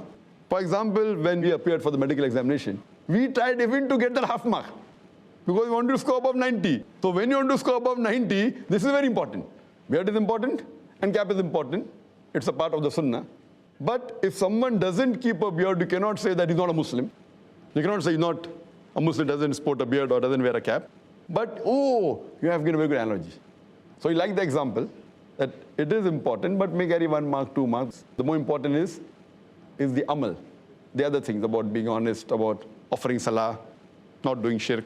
This is of more importance. And as I mentioned even in my answer to the talk show, that if a person does not keep a beard, it doesn't come in the 70 major sins. There is a scholar by the name of Imam al-Dhahabi, and he has listed the 70 major sins in Islam. First being the shirk, then being murder, going down the line. But the beard doesn't appear. That does not mean it's not a sin. Some scholars say that it is a sunnah, mustahab. That's encouraging. Some scholars say that it is fard to keep a beard.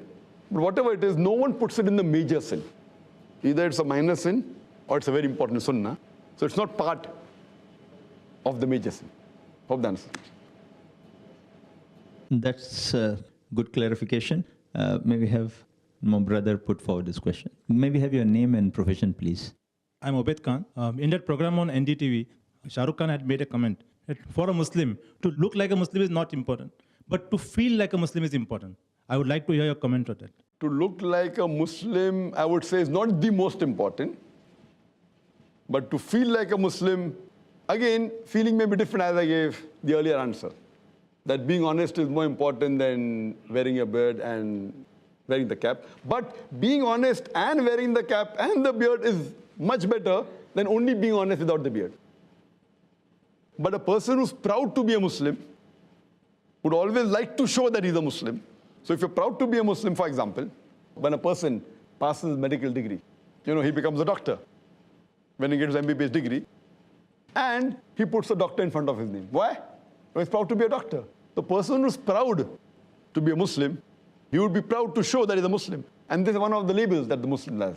That is wearing a beard and wearing a cap. From the Two comments before I put forward questions you could ask. We have Shahjini Ibrahim Hassan Sidhi. He asks, in fact, they fear the young Zakir sir. They need to show their beliefs is right. They don't think that Islam is most growing religion without the help of the media. Allah knows best. Then we have Brother Akib who says, I'm a practicing Muslim and I have myself been subjected to typification and biases many a time. But I feel NDTV and Burqa are one of the best things around. I agree Zakir Naik should have been given more time to speak, but it's a short time show and all is not possible. Shahrukh has spoken most wisely and said what Islam actually says, except one or 2 points which we all are humans are bound to err. Kudos to NDTV and Burqa, but yeah, KK, Padamsi, VC, Jamia and Soha spoke their whims.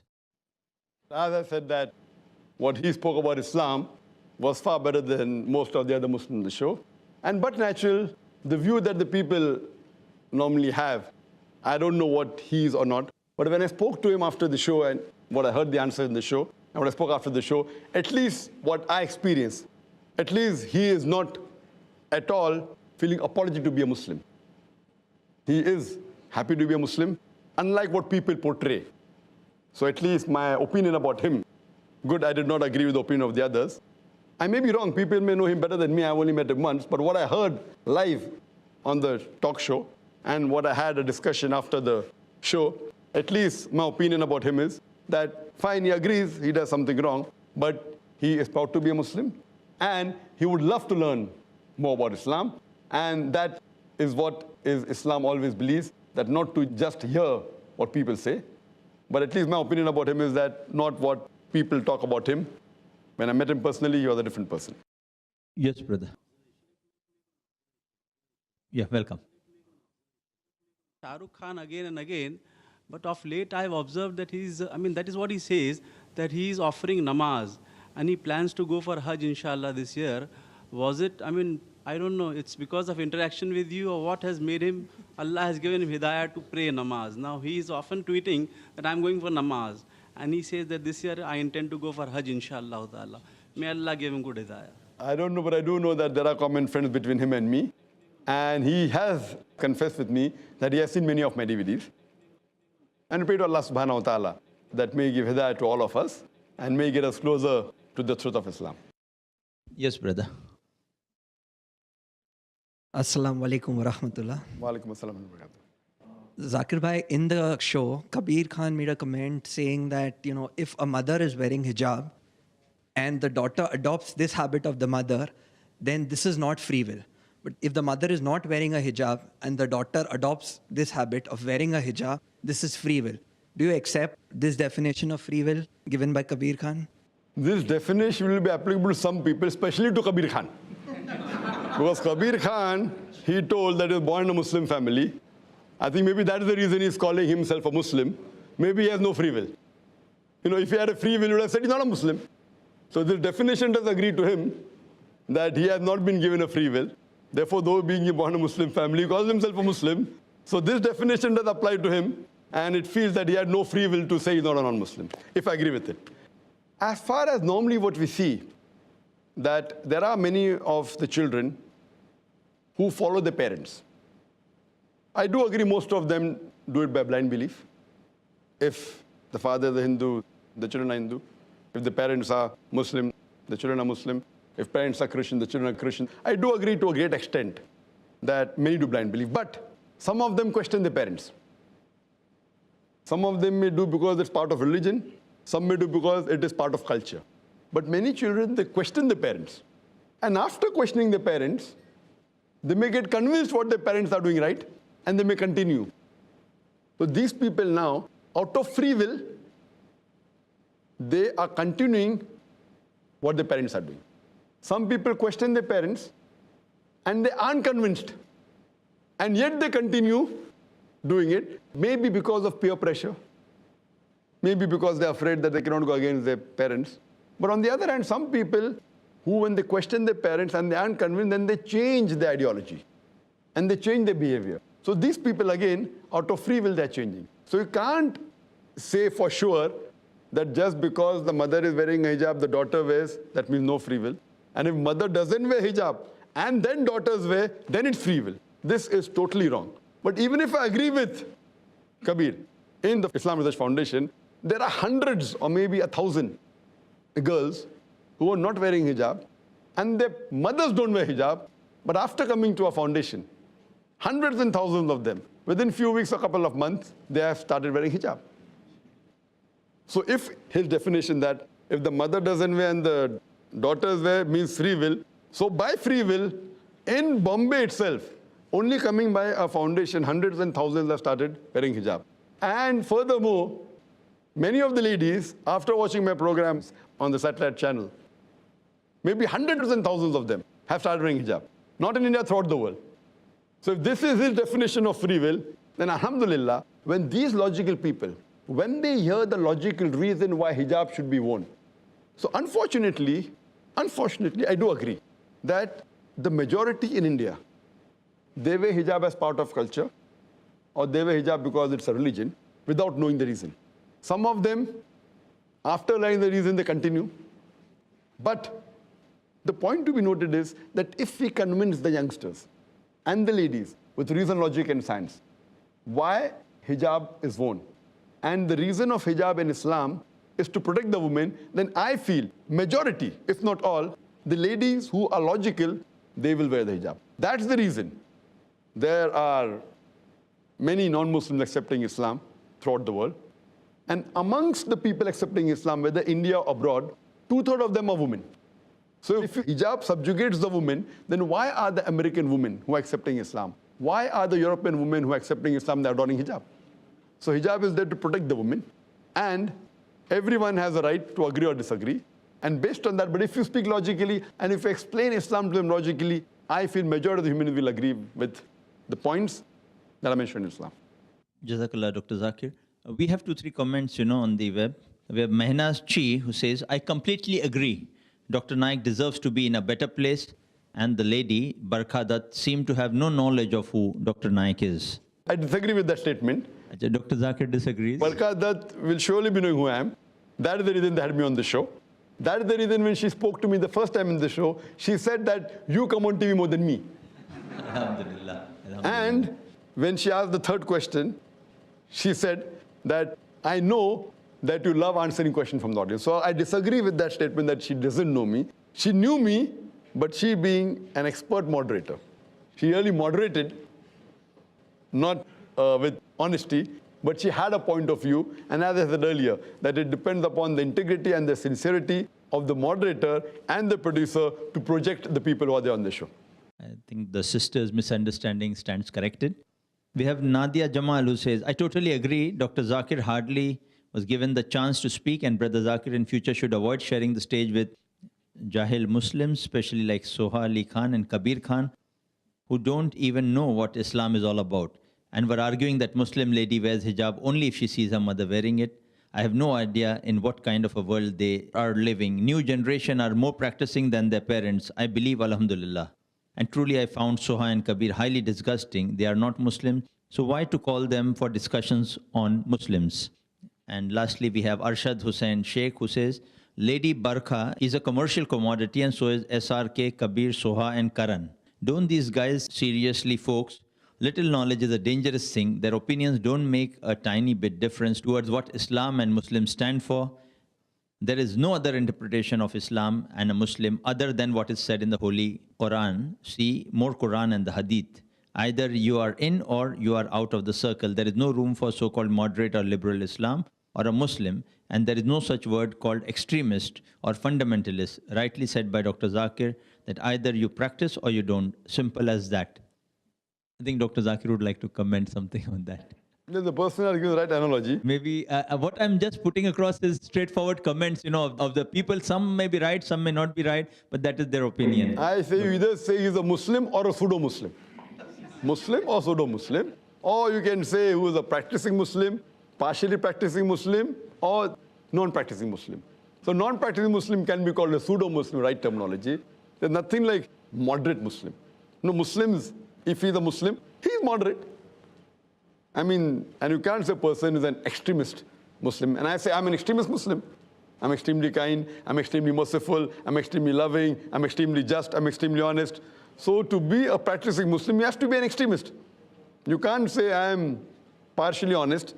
When it benefits me, I'm honest. When it does not benefit, I'm not honest. So these are terminologies, loose terminologies made by people and how it has evolved. So these loose terminologies used by the media, extremist and fundamentalist, these, if you go back into history, they were used for somebody else earlier.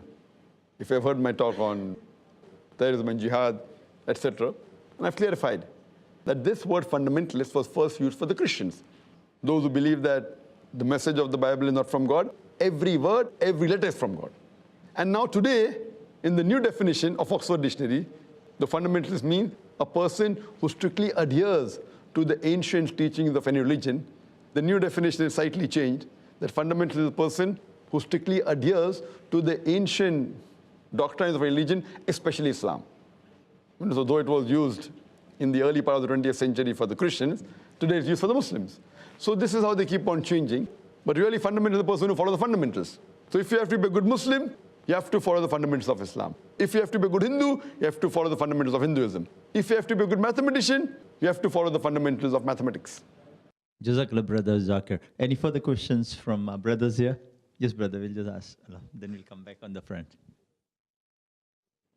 Assalamu alaikum warahmatullah. Wa alaikum assalam wa rahmatullah. My name is Farhan and I'm a student.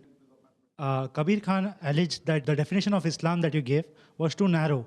So I would like to know your comments on that. Like, does the definition of Islam, what you said, does it change or it remains the same? The brother asked that Kabir Khan said that definition of Islam is very narrow. I said Islam means a person who submits his will to Allah subhanahu wa ta'ala. So if you want to know the meaning of a word, any word, where do you look? Look in the dictionary. If you want to know the meaning of any English word, you go to dictionary. You don't just say it off the cuff. And if you want to verify whether the person has said right or wrong, go to the dictionary. So you open any Arabic dictionary. Islam comes from the root word salam, which means peace, or salam, which means peace. It's also derived from the Arabic word silm, which means to submit your will to God. Submit. So Islam actually means peace acquired by submitting your will to God. And anyone who submits his will to God is called as a Muslim. So this is an Arabic word. I don't know how much does Kabir Khan know about Arabic. So a person who does not know Arabic, you ask him the meaning of Arabic word, it is like the person said, you're asking a driver about the treatment of medical disease. I don't know how much Arabic does Kabir Khan know. And what right does he have to comment on Arabic word which he doesn't know? So this is how the media, a person doesn't know Arabic and you're asking him the meaning of an Arabic word. So what we realize that if you want to know, you go to the authentic sources. And the best definition to know about Muslim is go to the Quran. Quran says that many places about Muslim, call yourself Muslim means one a person who bows to the will of Allah. In Surah Al-Imran chapter 3 verse 64 and many other places. Hope that answers. Yes. Any further questions? Yes. Assalamu alaikum, this is Aman Bukhari.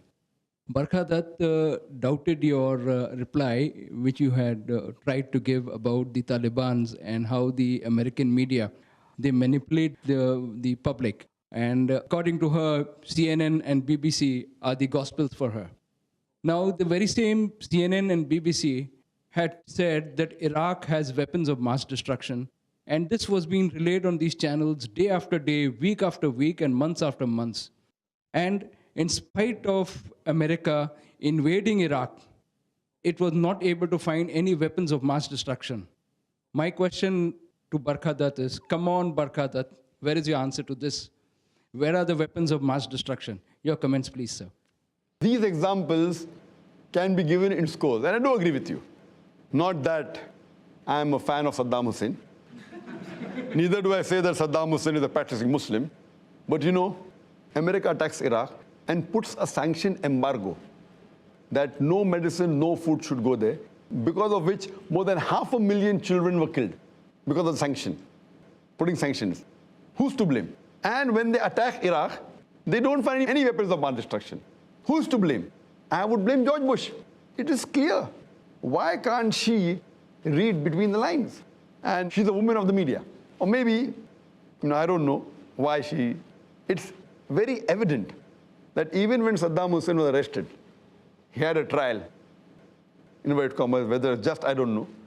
Irrespective what he has done, in Islam, we have to give a fair chance to the person who is the culprit or the person who you think is responsible. I doubt whether he was given a free chance. Fine, I do agree he has done many evils, maybe, but surely there was no proof of weapons of mass destruction. No proof. And has anyone condemned George Bush? Fine. I know later on many people did say that he's terrorist number one. And when the survey came in America and throughout the world, who is terrorist number one? Is it Bin Laden? Is it Saddam Hussein? Or is it George Bush? And do you know, in all the polls, whether conducted in America or UK or throughout the world, George Bush, he swept the polls. The lowest he got was 73%. In some votes, he got more than 80%. Now, when people compared, Americans compared, who is a terrorist? Bin Laden, Saddam Hussein, or George Bush? Even in the BBC poll, George Bush swept the polls. Now, doesn't Barkadat know about that? So very, very comfortably, they take what they want from the BBC, and they don't take what they don't want, and this is not again publicized. It comes once and finish. So if Barkadat is a woman of the media, the same BBC says that this is the public opinion. Has she said, come on, BBC? Yes, brother. The next questions. We'll have brother here. Assalamu alaikum, Zakir bhai. Wa alaikum assalam. As I learned from you, alhamdulillah, you always quote that makaruhu wa makar Allah, wallahu khairul makirin. They make plan, Allah makes plan, and Allah is the best of planners. So similarly, I feel that the NDTV people, they kept you aside and they had given you less than 4 minutes. And today, alhamdulillah. Less than 3.5. 3.5. 3.5 minutes. And alhamdulillah, today you come up with the same topic and you are saying alhamdulillah more than 1 hour. So this is from Allah subhanahu wa ta'ala, alhamdulillah. As I said that I am the bearded man, my father was not having a beard. MashaAllah. So you're keeping out of free will. According to Kabir Khan. Yeah, that is what I'm saying. My mother, she was not wearing hijab. And I got a 5 sisters, alhamdulillah, all they are wearing hijab. MashaAllah. You should give witness to Kabir Khan. Yes, that is what I'm saying to Kabir Khan only. My wife is wearing hijab. Her mother was not wearing hijab. So I can dua to Kabir Khan, inshallah, biznillah. Maybe his son will keep the beard and his daughter will wear the hijab. Inshallah. If they watch Peace TV, inshallah. Inshallah. And I pray to Allah that may Kabir Khan also keep a beard. Inshallah. Inshallah. So now my question is, Zakir bhai, now 1, 2, 3, 4 times you've seen all these channel people. Okay, they have cheated you, I can say that. They have wasted your time. So if they will call you again for any program, will you go for them? That again depends. As I said, I'm not saying I'll never go for any talk shows again. I've been abroad on talk shows. As I say that I try and judge the integrity and the honesty and the intention of the person in the show. Maybe I judged NDTV earlier when they had an interview of mine, which was taken by Shekhar Gupta. It was wonderful. It was par excellence. Why? Because he didn't edit anything. Even though he may not have agreed with everything what I said, but he allowed me to speak. So therefore, one-to-one interview is far superior. Even there, a person who has an evil intention can alter many things. But Shekhar Gupta, editor-in-chief of Indian Express, same television channel NDTV. So I cannot say it is an NDTV agenda to malign Muslims. It may be the agenda of the We the People show. That's what the people always say that, So maybe. So depending upon who calls me. But normally, after appearing for the show of Farooq Sheikh on Mard, I always put a condition, especially to the non-Islamic channels, that I will get my own camera, I will get my own crew and record. Some initially say yes, then they say no. Here they told no at the last moment. So they went a step further than the other channels. I have been invited by hundreds of talk shows, by many channels. Again, As a policy, I don't attend because it's too much of time wastage. Coming there and spending hours and being allowed to speak for 3-4 minutes. Personally, because I already come on the channel.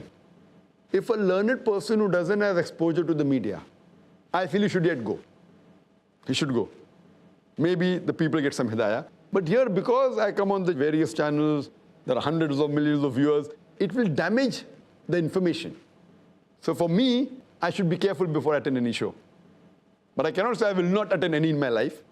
I'll take the precaution, but the rest I leave in the hands of Allah. As you rightly said, Allah says in Surah Imran chapter 3 verse 54, Makru makarallah wallahu khairul makirin. They planned and plotted, Allah too planned. Allah is the best of planners. So maybe because I attended the Farooq Sheikh's show, my intentions to launch a satellite channel became more firm. That I attended before Peace TV was launched. You know, what I say, that Salman Rushdie, the book he wrote about satanic verses, is to be condemned. Net result, many people wanted to read this satanic verses of the Quran, and there are thousands of non-Muslims accepted Islam. 9/11, the attack on the Twin Towers, is to be condemned. Whoever did it is wrong, whether Muslim or non-Muslim.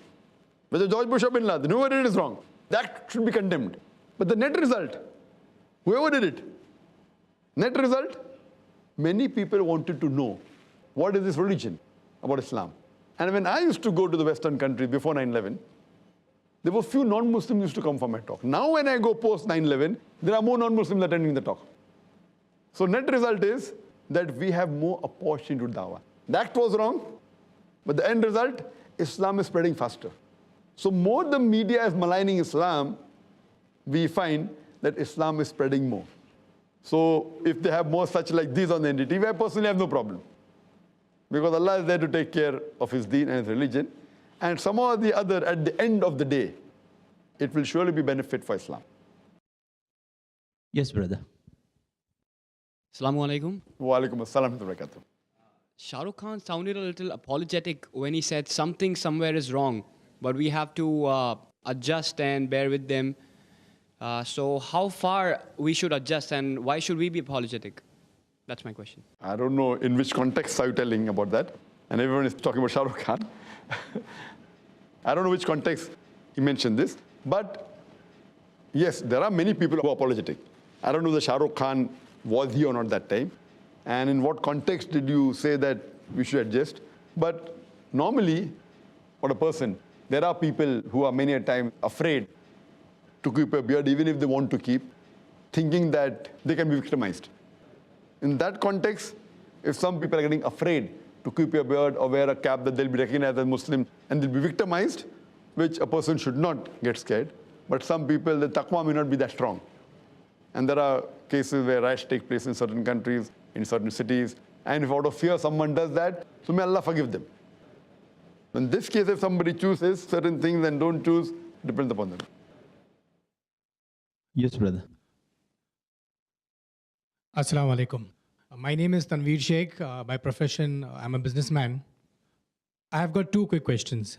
Number one is, after watching the program, it appeared that Barkadat and Kabir Khan were trying to promote a new religion known as the moderate Islam, where everything that Islam permits is prohibited and everything that Islam prohibits is permitted in this religion. So your opinion about that? And number two, I have seen you in many live debates all over the world.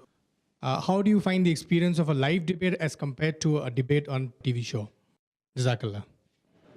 As far as Barkhadat and Kabir Khan promoting moderate Muslim, that has been answered in the email very clearly. I need not comment further that when I spoke, if you see the full debate, I was asked only 4 questions by Barkhadat. And in these 4 questions, I was interjected by her more than 12 times. On average, every question she interjected thrice, not allowing me to complete. And Kabir Khan also interjected me thrice. So this shows that even if they give me 3.5 minutes, if they give 3.5 minutes to me, okay, speak for 3.5 minutes, or speak 1 minute without interjection, I don't mind. I don't mind going on a show, even speak for 3 minutes, saying, okay, here, you have got 3 times 1 minute and 1 time half minute, I've got no problem. Give me 4 times. But saying a sentence, 20 seconds, again interjecting, again asking a second question. This is an expertise of a person who's well-versed. Not that I wasn't aware, but I, being on the panel, not the moderator, I could not do anything. And same thing, when I spoke something, if she didn't interject, it was Kabir Khan. So one answer on average 4 times. Once by Kabir Khan and thrice by Barkhadat. But irrespective of what it is, I did make my point clear that Muslim is a person who submits his will to God. It's not submitting the will to Kabir or to Barkha. It's submitting your will to God. What's the will of God? Read the Quran. And Quran says, Rasul, you have to go to the Hadith. So if you want to know what a true Muslim is, you have to read the Quran and follow the commandments. Go to the Hadith and read. That's it. And any scholar will say anything, if it matches with Quran and Sahih Hadith, you follow. What I say also has got no value in Islam. If what I say matches with the Quran and Sahih Hadith, you follow it. So even if Barkhadat says something about Islam, if it matches with Quran and Sahih Hadith, you follow. If it doesn't match it, you leave it aside. As far as the difference between a live debate conducted in public and the debate conducted in a TV show, the difference is that in a live debate, when we have a public debate, and you have seen many of the debates that I've taken part in, it's a normal format is given. Each of the 2 speakers is given equal amount of time to speak, whether it be half an hour each, or 50 minutes each, or 1 hour each, or both are given chances twice. And the role of the moderator is to see to it that each speaker sticks to the time. Even though the topic is given, the speaker can sway from the topic, that's his will. It is the audience who is the judge. And the role of the moderator is to keep the time and to see to it that the questions are given equally to both the speakers, both having different views. In a TV talk show, it is not like the one we have in the public. When you have a TV talk show, the moderator is here also supposed to be neutral, which is never the case. In a panel debate, the moderator normally is not neutral.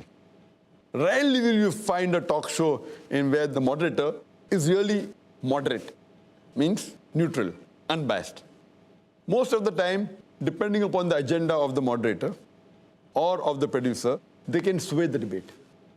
If the 2 people who are debating, the moderator may give more time to the view he or she likes and may give less time. There is no timekeeping like the way we have in a public debate. In this context, that is more fair. This is unfair, where a lot depends on the moderator and even on the producer. If he does not like the view of the person who has won the debate, in the post-production, he can chop off his answers. In the live debate, you cannot. So if a live debate is recorded and shown on the channel, that is far better. Fine, even a live debate can be edited. But since both the parties have a recording, if someone tries to edit and show a wrong version, the other party also has a copy. Here, if you tell that I'm coming on your TV show for a debate, let me get my cameras, no one will agree. Unless the intention of the moderator is clear and correct. They will say, okay, it is, it is our show, we are doing it for money, we are doing it for TRP. Tell them, okay, we'll record, you keep the cassette, give the cassette after reeling, after telecasting a show. So we have told that on many channels. Fine, if you fear that we record, we will show it before you. What you do, we'll record. You can keep your cassette, power cassette with you. Once you telecast the show, give our original back. They will never agree. Unless the intention of the moderator or the producer is nothing but showing the truth, he will allow you. But we have asked, in India,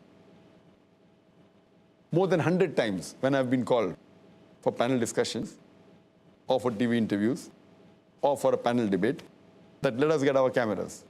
Initially, they may agree, but before the show backed out. So this shows the intention of the moderator. So therefore, I prefer having a public debate in the public rather than on the TV show. We continue with comments from some of the websites, especially NDTV. There's Shazia Irshad says, and now we have more media distortions regarding Islam. Barkhadat is a slick lady, simply brilliant, amazing manipulative skills, knows exactly when to interrupt so nothing earth-shattering is said by the learned Dr. Zakir Naik. We have Ahmadullah Tawfiqullah saying, Barkha didn't give time to Dr. Naik. It was a waste. Whenever Dr. Naik started giving any references, She quickly came in between and stopped him. The show was all about promoting My Name is Khan, Qurban, and people standing against hijab. Mansoor Ashraf says, "This was the worst interview I have ever seen. The worst. NDTV has really got it terribly wrong. When you are talking about this issue, you bring SRK, Soha, who have no clue about Islam, and they clearly admitted that. And on the other hand, where is the logic in bringing Karan Johar? This leaves a really bad taste, but mashallah, Dr. Zakir gave his best in the limited time he was given." And lastly, we have Mona Hassan saying, "I'm very sad that Dr. Naik wasn't given much chance to speak and to say what the correct Islam is all about. Dr. Naik is doing a great job. There are so many millions and millions of people who are getting benefited by him. He inspires many." The question before all of us is, what's the reality behind TV talk shows? The positive, the negative, and the in-between. We throw open the floor for questions from our brothers in the audience. Anyone who'd like to question Dr. Zakir, most welcome. Yes, brother. Assalamu alaikum. My name is Mohammed. Actually, in the program, I noticed that many of the panelists, as well as the anchor, they used a term called lunatic fringe, have started to represent Islam. If they were referring it to the Muslim scholars and orators, isn't this a derogatory remark?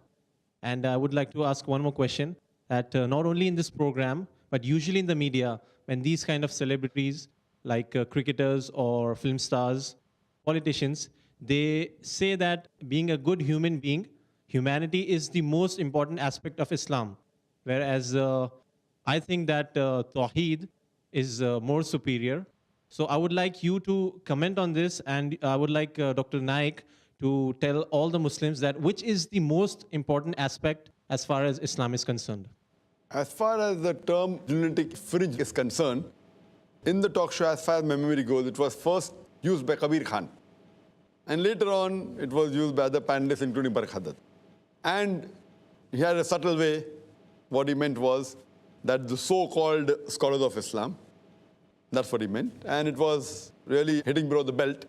And yes, if it had to be used for anyone, I would say that the Vice Chancellor of Jamia Millia, it can be used for him because he had distorted views about Islam. As far as what is the most important point of a Muslim, what is the most important thing for a Muslim, people normally say that it is human values. I don't disagree with it. A person should be a good human being to be a good Muslim. A person cannot be a good Muslim without being a good human being.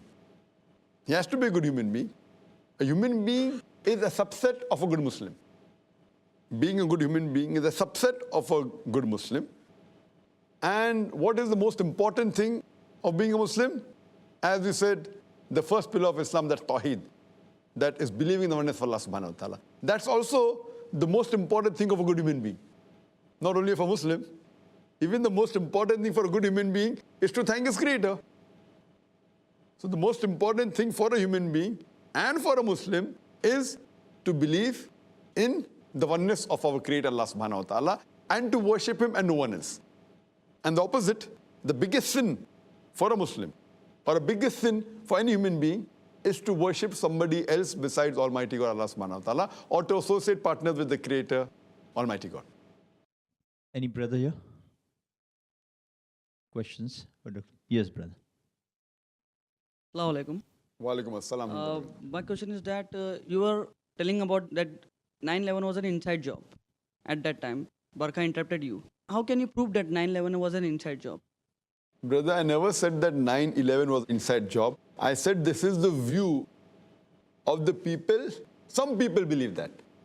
So when Barkhadat asked me, when she asked me on Osama bin Laden, and she asked my views on Osama bin Laden, and I said that I cannot base my views on BBC and CNN, because that's what the Quran says. Whenever you get information, check it up before you pass it on to the third person.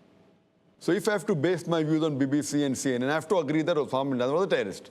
Based on this, I said, I cannot give my opinion just on BBC and CNN. And then she goes on to say that, haven't you seen Al Jazeera? Yes, I've seen. But Al Jazeera, again, according to me, it is a part of the American conspiracy. It's controlled by the Americans. I've been to Al Jazeera channel. I've been to Qatar. I know many people who are on high post, and many have the opinion that Al Jazeera is controlled by the Americans. So why should the tape of Osama bin Laden be given only to Al Jazeera? Why not to other Muslim channels? Why not? Fine, again, what I told her, that I have seen even Al Jazeera, but I've even seen Loose Change. Now, Loose Change, there are many documentaries that are available in America, made by the Americans, which prove that 9/11 was an inside job. And I, being a man of research, I told her, I keep on traveling, and I see the evidence from both the sides. Now, logically, if you see the evidence shown on BBC and CNN and shown on Al Jazeera, compared to what is shown in Loose Change, 9/11, and various other documentaries, and especially, there was an article that even came in Times of India, that there were 75 American scientists holding top posts in various universities who said that we cannot agree that 9/11 could have been done by few Arabs. It's impossible. And we are going to expose the truth. And they said that this has to be an inside job. Who? Not normal Americans, American scientists and professors. Now, here you have on one side American scientists and professors who are giving their view, and here you have clippings which are shown on Al Jazeera, which many of them say it is morphed. And as I give an example, that those who know the media well, and I give an example, that when they showed the Taliban beating the women, one of the experts said, and there was a couple, Malaysian couple, who have been for a couple of months in Afghanistan. They're doctors. They are normal people. Husband and wife, both of them doctors. And many other people, they said that because they lived with Taliban, they know how the Taliban wear the turban. And what is shown on the BBC, CNN, National Geography, it is not the way the Taliban tie the turban. Because we, as non-Arabs, we do not find a difference in how the Saudi ties his turban, how does the Kuwaiti tie his turban, or Emirati. But these people know there's a different style. The Saudi Arab wears a turban, the Kuwaiti Arab wears a turban. First, it's the same. First, most of the Chinese look alike. But the Chinese know what is the difference between the different Chinese. And the same thing. Once it was asked to Yuan Redley that what is your view about Al-Qaeda? Now, she was there, she lived with Taliban. She went to expose the Talibans. She went to expose the evil done by them. But when she goes to Afghanistan, she's arrested by the Taliban. And when she's arrested, she thinks now she's going to be slaughtered. She's going to be raped. And she thinks this is the last moment of her life. But they surround her, and she's wondering that the last day of the life. They surround her and they are silent, and she's wondering what happened. Then after a lot of, maybe a couple of hours, there's a lady who comes and checks whether she has any weapon. She's so irritated that if you wanted me to know, she puts up her skirts and shows that she has nothing. And all the Taliban turn away. They look the other side. So she's saying that to destroy the Taliban, even if you send some undergarments by plane and drop it, they'll be destroyed. That means how modest they are. This is said by a British reporter who goes to Afghanistan. And later on, she realizes the way they treated her. Before she was released on one condition. They didn't force her. They said, you promise us that you'll read the Quran. So she said that once she's released, she'll read the Quran. Only on that condition they left her. They didn't demand anything. And when she was released, when the media asked her, what happened? And she said that they treated me like a guest. After that, she was boycotted from the media. So this shows how the media is biased. And I have spoken to Yuan Redley personally. She's the reporter. So same way about the inside job. When you see these documentaries on 9/11 or Loose Change again is a documentary which gives various evidences why 9/11 was an inside job. And time will not permit me to give all details. If you see my video cassette, is terrorism a Muslim monopoly? And terrorism and jihad, I've spoken about this. Just to mention a few.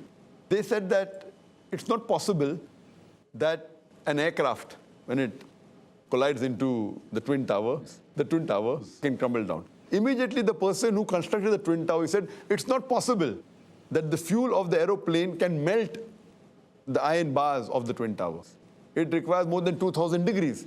And that's not the degree of the fuel, 2,000 degrees centigrade. It's impossible. Immediately, within 2 days, the person who made the statement was sacked. Similarly, those who spoke against 9/11, the 75 scientists, even they were sent on a long holiday. They were sacked. So when America speaks about freedom of speech, why do they don't want anyone to speak against them? Furthermore, they say that if a plane is going to crash into the Twin Towers, surely it's not possible to swirl the plane with so much accuracy. And to say that a few people did training just for a couple of months, even pilots who are experienced for 20 years, for 30 years, it's impossible to turn a Boeing jet with such accuracy. Furthermore, they give evidence. And how do they give evidence? That someone spoke from the phone, from the mobile, from the plane. So what they're saying in that loose change, that mobile companies are spending millions of dollars to let the waves reach at such a height that the plane is. Now, how is it possible that the mobile phone could be heard from such a level? And what they say, that the person who spoke on the mobile, he speaks to his mother, Mark Bingham. So he tells his mother that I am Mark Bingham speaking. I am Mark Bingham speaking. Now, if I speak to my mother, I'll say I'm Zakir speaking. I'll say I'm Zakir Naik speaking. So no son will tell the surname to his mother. So this shows that that was again a gimmick or a planted evidence. I'm Mark Bingham speaking, and the whole plane is being sabotaged and we are being taken as hostage. So this shows that this was a sabotage. And furthermore, one of the air hostesses saying, oh, there are buildings, there is water. All the air hostesses know that building and water is there. So these evidence is shown. And furthermore, the plane that crashed into the Pentagon, they say that the CIA is so much well informed that even a bird cannot fly over the Pentagon. And imagine a plane comes and crashes into it. And the crater that was created by that plane was round. If a plane crashes into the Pentagon, besides the body of the plane, even the wings will make some dent in the building. There was no evidence of any wings found outside the Pentagon. So it can be a torpedo which was sent. And several such evidences. You can give a lecture on that. I don't intend doing that. So based on this, I say that the evidence shown in loose chain are far superior than what is shown on BBC and CNN. Yet, I'm not saying inside job. I said there are possibilities. Same with Bin Laden. I don't say that Bin Laden is not a terrorist. I said, I don't know. I don't say he's a terrorist, neither do I say he's a saint. I'm being neutral. Seeing the evidence on both the sides, Allahu Alam. But the evidence shown on the other side is far superior, far more logical. 75 scientists speaking, they're non-Muslims, they're Americans. Why should they speak against the government? Why should they speak in favor of Muslims? Do you think somebody has bribed them? And here, these people, 75 scientists, they give a reason. Why are they blaming Afghanistan? Because of oil. To have a pipeline through. So they're giving reasons. She says it's a conspiracy theory. I said all conspiracy theories are not conspiracy. It can either be a fact or a theory. So when she says such things, a conspiracy theory, which we have heard of it a lot, we have to hear it. And then let our intelligence judge which of the two is correct. If I have to give more weightage, I would give more weightage to the theory of inside job. Yet I'm calling it a theory, I'm calling it a fact. I'm saying it's a theory yet. Out of the two, that carries more weight, it's more logical, it's more scientific, it's more appealing. It exposes the media. But that wasn't given much of highlight because these media are being controlled by the governments. They're being controlled by vested interest people. So that is the reason I say that media can be very dangerous. And I've discussed in detail in my talk, media and Islam, war or peace. Hope that answers the question. And Jazakallah, Dr. Zakir. A few questions and comments from the websites. We have Roxana Parveen asking, as a world-renowned scholar, Dr. Zakir should have put certain conditions before the show. He has his own and best reputation among them. I think he's already answered that, but she says, further comment, without certain conditions, he could have just sent his son. Would have been the youngest, yet most knowledgeable and more than sufficient person alone. Inshallah. I think we take that as already answered. We have Ajmal Rashid who says, okay, Arup, you're right. Be that person of any religion, terrorism should be condemned in all forms. But please tell me why the specific term Muslim terrorist is used and not Hindu terrorist or Christian terrorist or Zionist terrorist. This was the issue of debate that day. Stereotype. Zakir started with the same topic. when he was interrupted. One more thing I want to add. I'm not supporting the term Hindu terrorist. I'm just saying Muslim terrorist terminology should be stopped too. Arif Muhammad says, and this debate was only to promote NDTV and nothing else. And indirectly, Barkha's so-called best journalist never allowed Zakir Naik to speak. In fact, he was speaking sense amongst all the nonsense people sitting there. Syed Ahmad says, Zakir Naik has never defended Taliban and Al-Qaeda. Rather, he said he is not sure who is behind that until he gets the truth. On the note, we throw the floor open for questions from the audience. Any brother here? Yes, brother. Assalamu alaikum. Walaikum assalam wa rahmatullahi wa barakatuh. I mean, during the show, a need was raised, like there should be a representative or a leader who can speak on behalf of Muslims. So how would you address this requirement? Jazakallah. Yes, of course, I do agree. There should be a spokesman on behalf of the Muslims, on behalf of Islam, but that spokesperson should have knowledge of Islam, should have knowledge of Quran and Sahih Hadith, and besides having knowledge of Quran and Sahih Hadith, should also have knowledge of the media. As the Quran rightly says, that Allah says in the Quran, in Surah Nahl, chapter 16, verse 43, and Surah Anbiya, chapter number 21, verse number 7, فَاسْأَلُوا أَهْلِ الذِّكْرِ إِن كُنتُمْ لَا تَعْلَمُونَ. If you don't know, ask the person who's knowledgeable. So we should have a spokesperson who has knowledge on Quran and Sahih Hadith, and should also have knowledge of the media. Because when he's coming on the media, he should know how the media can twist his words. So we should have a right person who has knowledge of both, so that he can present the media, and this is the only way how the misconceptions about Islam from the media can be removed. Yes. Any brother? Yes, brother. I would like to ask, why don't you arrange a panel discussion on Peace TV? That why don't I have such a panel discussion on Peace TV? Yes, we can have. Not that we cannot have. Inshallah, if Allah wills. But not such a panel discussion. Panel discussion, not such a panel discussion. Such a panel discussion, twisting the view, would be un-Islamic.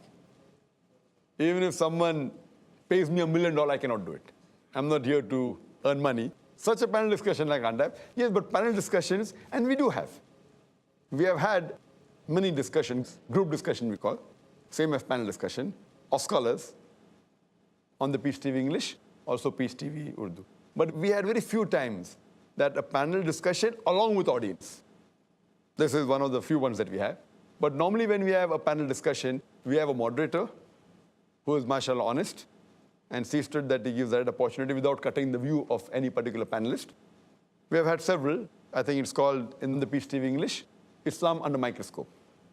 And in Peace TV Urdu, it's called as Ilmi Guftugu. Hope that answers the question. Jazakallah. A few comments from the website. FRK says, Barkadat has not given enough chance to Dr. Zakir Naik to speak. Instead, she was asking more to those people with Shah Rukh Khan, Sohaili, Kabir Khan, who know nothing about Islam and presenting the wrong picture to all Muslims for their financial gains. We have Shumaila Siddiqui who says, a useless show. Barkha did unfair. This show was more for the publicity of My Name is Khan. It was just the wastage of the precious time of Dr. Zakir. Dr. Zakir should not attend such type of shows. They do not suit him. He's, mashallah, a great daya. He should not waste his time on such useless shows. May Allah protect Dr. Zakir from the enemies. Ameen. Ali says, they barely gave Dr. Zakir any time to explain facts on Islam, the most knowledgeable of the panelists, with the least amount of airtime to discuss Hindi films stereotyping Muslims. It was obvious they were not interested in learning how true Islam operates. I must commend Dr. Naik on the level of patience he displayed, as some of the panelists tried to give us a watered-down version of Islam, and Barkha that it was totally crap and biased attitude. Lastly, Irfan Jamal, he says, well, after a long sleep, I'm just reading all the comments from where I left yesterday night. I feel that Dr. Naik did make up his point in the very minute time which he got. He quoted the right verses at the right time. We continue on the discussion.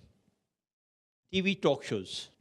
We are discussing this last TV talk show Dr. Zakir was on air 2 weeks back on NDTV, We the People program, dealing with stereotyping of Muslims and Muslim identity. May we have our next questions from the audience? Yes, brother.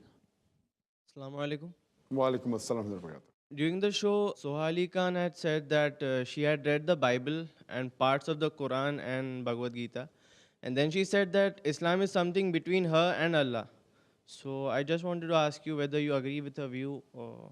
As far as the statement that Islam is between her and Allah, that Islam is the personal thing between the human being and Allah, that definition per se is correct. It is personal. It is a personal relationship. But if suppose a person says that they belong to one particular religion, and if they don't follow the rules and regulations of religion and yet say that they are belonging to that religion, that's the problem. So someone has a personal relationship with Almighty God, that's correct. But to say that I am a Muslim and then I don't follow the rules of Quran and Sahih Hadith, this is hypocrisy. So then I said, say, okay, it's personal. It's my personal relationship, but I'm not a Muslim. To say I'm a Muslim means I submit my will to God. The will of God is mentioned in the Quran. The Quran says, Atiullah, Atiur Rasul, obey Allah and obey the Messenger. So it is hypocritical. But the statement, it is personal, that is right. But to say it is personal and then say I'm a Muslim, or then say I'm a Christian and don't follow the teachings of the Bible. You say I'm a Hindu and don't follow the teachings of Hinduism, of the Vedas, that is hypocrisy. Similarly, if a person says he's a Muslim and doesn't follow the teachings of the Quran and the sayings of the Prophet, then he should not say he's a Muslim. He says, fine, I'm proud to be a non-Muslim. It's not a problem. A few comments from the website again. We have Brother Muhammad Tawqir who says, Barkadat, the whole world could make out how unwilling you were to give Dr. Zakir Naik a chance to speak. You termed the show as being Muslims in today's India and allow the so-called stars of Bollywood to speak. Was it a show of reviewing movies? And are they as important topics concerning Indian Muslims? Barkat, to hell with you, you have lost all the credibility. Dr. Zakir Naik and Madni Saab should have been given more time to speak and make others sit and listen. Then you all could have understood what Islam is all about and not the way the so-called Badshah had to explain. A disgusting show. NDTV has to apologize to both Dr. Naik and Madni Saab for inviting them and not giving a chance to them to speak. Muhammad Adil says, why the hell you invite a person like Dr. Zakir Naik and then in front of the whole world clearly do not allow him to complete his point? You think that with this, the practicing Muslims will support the film stars? We know the reality, alhamdulillah. Just don't unnecessarily fool the public by showing such nonsense where every XYZ starts defining Islam and the real scholars are called but not given the due time to put their views. SK says, Team NDTV, it feels very, very sorry you wasted Dr. Zakir Naik's precious time. And honestly, Barka, were you really interested to know what the Muslim identity is all about? Or were you looking out for glamour goodies? The way you were busy with glamour people out there, it seemed as if asking the sweeper to do the heart surgery, a complete waste. Rizwan Basha says, as expected, when Dr. Naik was trying to say something, Barka said, I will come back to you, Zakir, but never got back on that particular discussion. And lastly, a question for Dr. Zakir. Zakir Naik, he is tuned to provide an explanatory answer on every single occasion. In the discussions like these, you get a focus time of about 15 to 30 seconds. If you first give an analogy and try to explain the real thing, by then the discussion moderator will cut you short, even before the analogy is complete. What remains in the audience will be the half-told analogy. In this fast food kind of situation, the answers have to be very quick. If it is not possible, then don't take part in this. That would be the best situation. It will be a complete waste of time of people like Dr. Zakir. His time is better spent in some other work than taking part here. If you look at Shah Rukh, he seems to be a master of these kind of discussions. He has 2-sentence answers for almost every question. that is posed. If at all something can be done, then IRF will inshallah put some effort on coming up with 2-sentence answers, and then it will be worth a discussion to watch. There's another brother, Yavar Beg, who says, as Amanullah said earlier, Dr. Zakir must train himself to respond effectively on such shows if he wants to go on them. Personally, I would strongly advise against it. There is a difference between speaking on a TV channel your own and speaking in someone else's show. I would strongly advise staying away from controversial issues as they tend to bog you down, as happened. Though I must say, I respect Dr. Zakir Naik's courage and the stand he took. Not many have the courage to speak the truth in public. Dr. Zakir's comments. As far as the first questioner, he said that a person should answer in less than 30 seconds and a person should be trained. And he calls Shah Rukh Khan as the person who is master in this game. I partly agree, I partly disagree. If you see the full show, Shah Rukh Khan was given more than 11 and a half minutes to speak. I less than 3.5 minutes. And many a time he spoke more than 1 minute. So to say that a person should speak in less than half minute, it depends upon the moderator. If the moderator gives one person 11.5 minutes and the other person less than 3.5 minutes, and the questioner is saying that he was expert, that means he hasn't seen the show properly. Because Shah Rukh Khan spoke for 1 minute, 1.5 minutes many times, because he was not interrupted. Secondly, I do agree that the answer should be short. It cannot be the same as you give in a lecture. I do agree. But even if your answer is short, you can yet manipulate. And I gave a simple example that if someone asked me that what are your views about the policies of George Bush? And if I say the policies of George Bush are not good, they will chop off the knot and say that the policies of George Bush are good. So if you cut the knot, it becomes policies are good. So this statement, the policies of George Bush are not good, is hardly 10 seconds. Even that can be chopped. So the person who's giving the comment, I think, is not an expert in the media. I do agree it should be short. But if the intention of the moderator and the intention of the producer are not correct, are not honest, and if they're evil, I'm telling, even if you get the best expert, and since I'm a man of the media, if a best expert comes in front of me, and if I want to put him down by having evil intentions, which I will never do, but if just to show, you get me anyone. I will be the moderator, I will do the post-production, I will make him say what he does not believe also. It's very easy. I know this because I'm a man of the media. Not only do I give talks, I know post-production, I know handling the camera, I do editing, mashallah. I know what can be done. So what this person is saying is partly correct.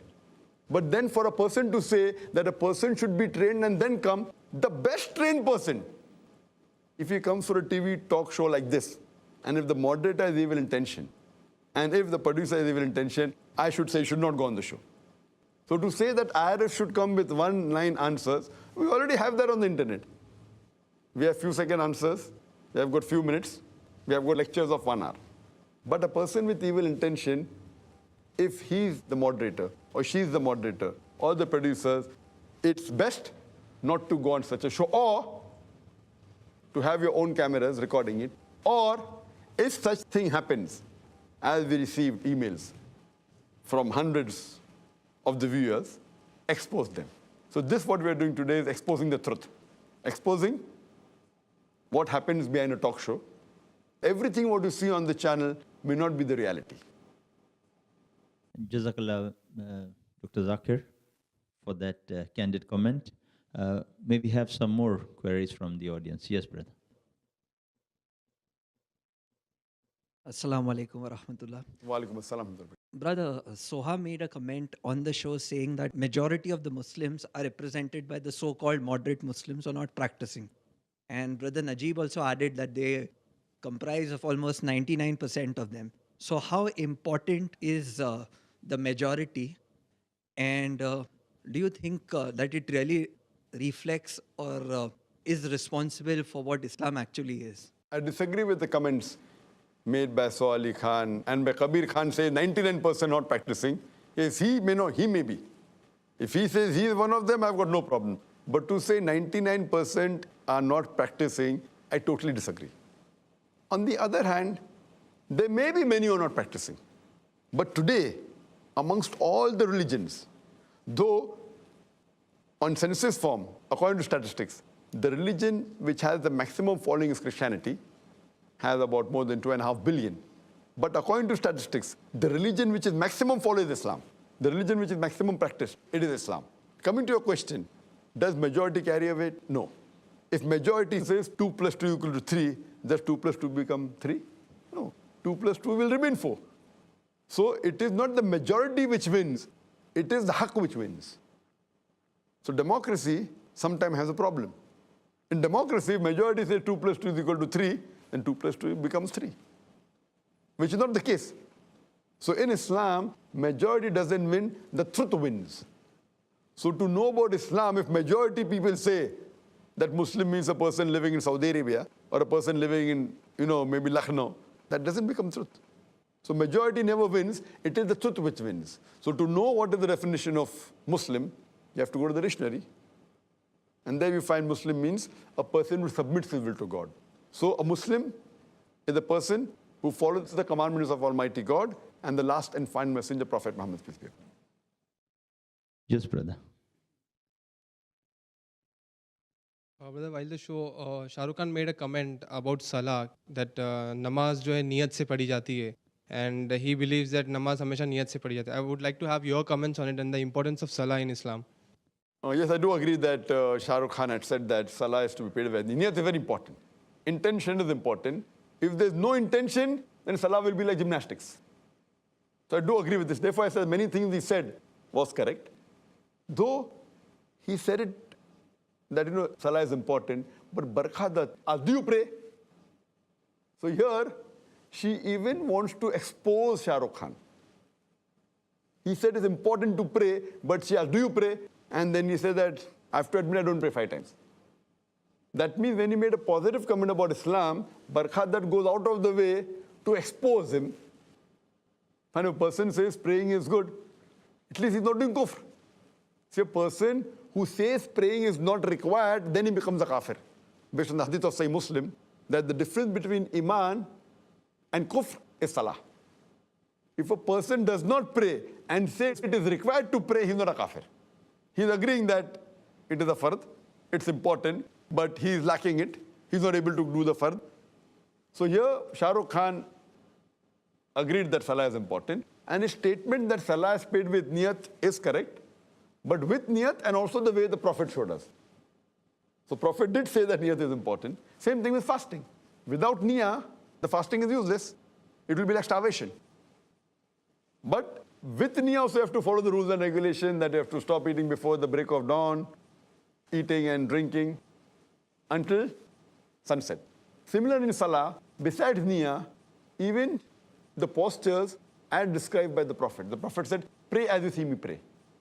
So Salah is the second pillar of Islam after Tawheed, after believing in one God. The second most important pillar, it is Salah. Why? Because Salah, as I say, is a programming towards righteousness. It keeps you on the right track. And that is the reason it's mentioned in the Quran and several hadith that you should pray 5 times a day minimum. Hope that answers the question. Any questions from the brother? Yeah? Yes, brother. Assalamu alaikum, Zakir bhai. Wa alaikum assalam. This is regarding Kabir Khan. He said that I am a Muslim, but I reject all the rituals of Islam. But Islam is in my culture. So what's your comment on that? Same thing, he says, I am a Muslim, but I reject the rituals of Islam. So how can he be a Muslim? Rituals means the practices mentioned in the Quran and Sahih Hadith. The person who practices Islam is called as a Muslim.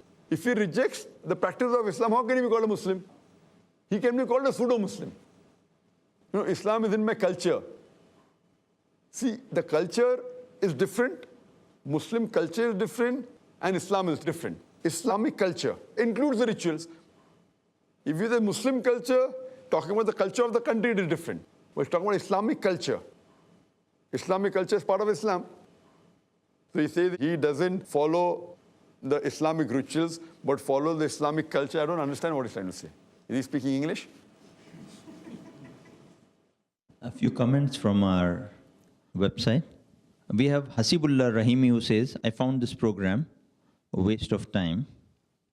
Fayaz Salafi says, Well, it was completely a flop show, wasting our precious time, where Dr. Zakir Naik was not given an opportunity to speak for truth, to convince all these illiterate Muslims as well as non-Muslims.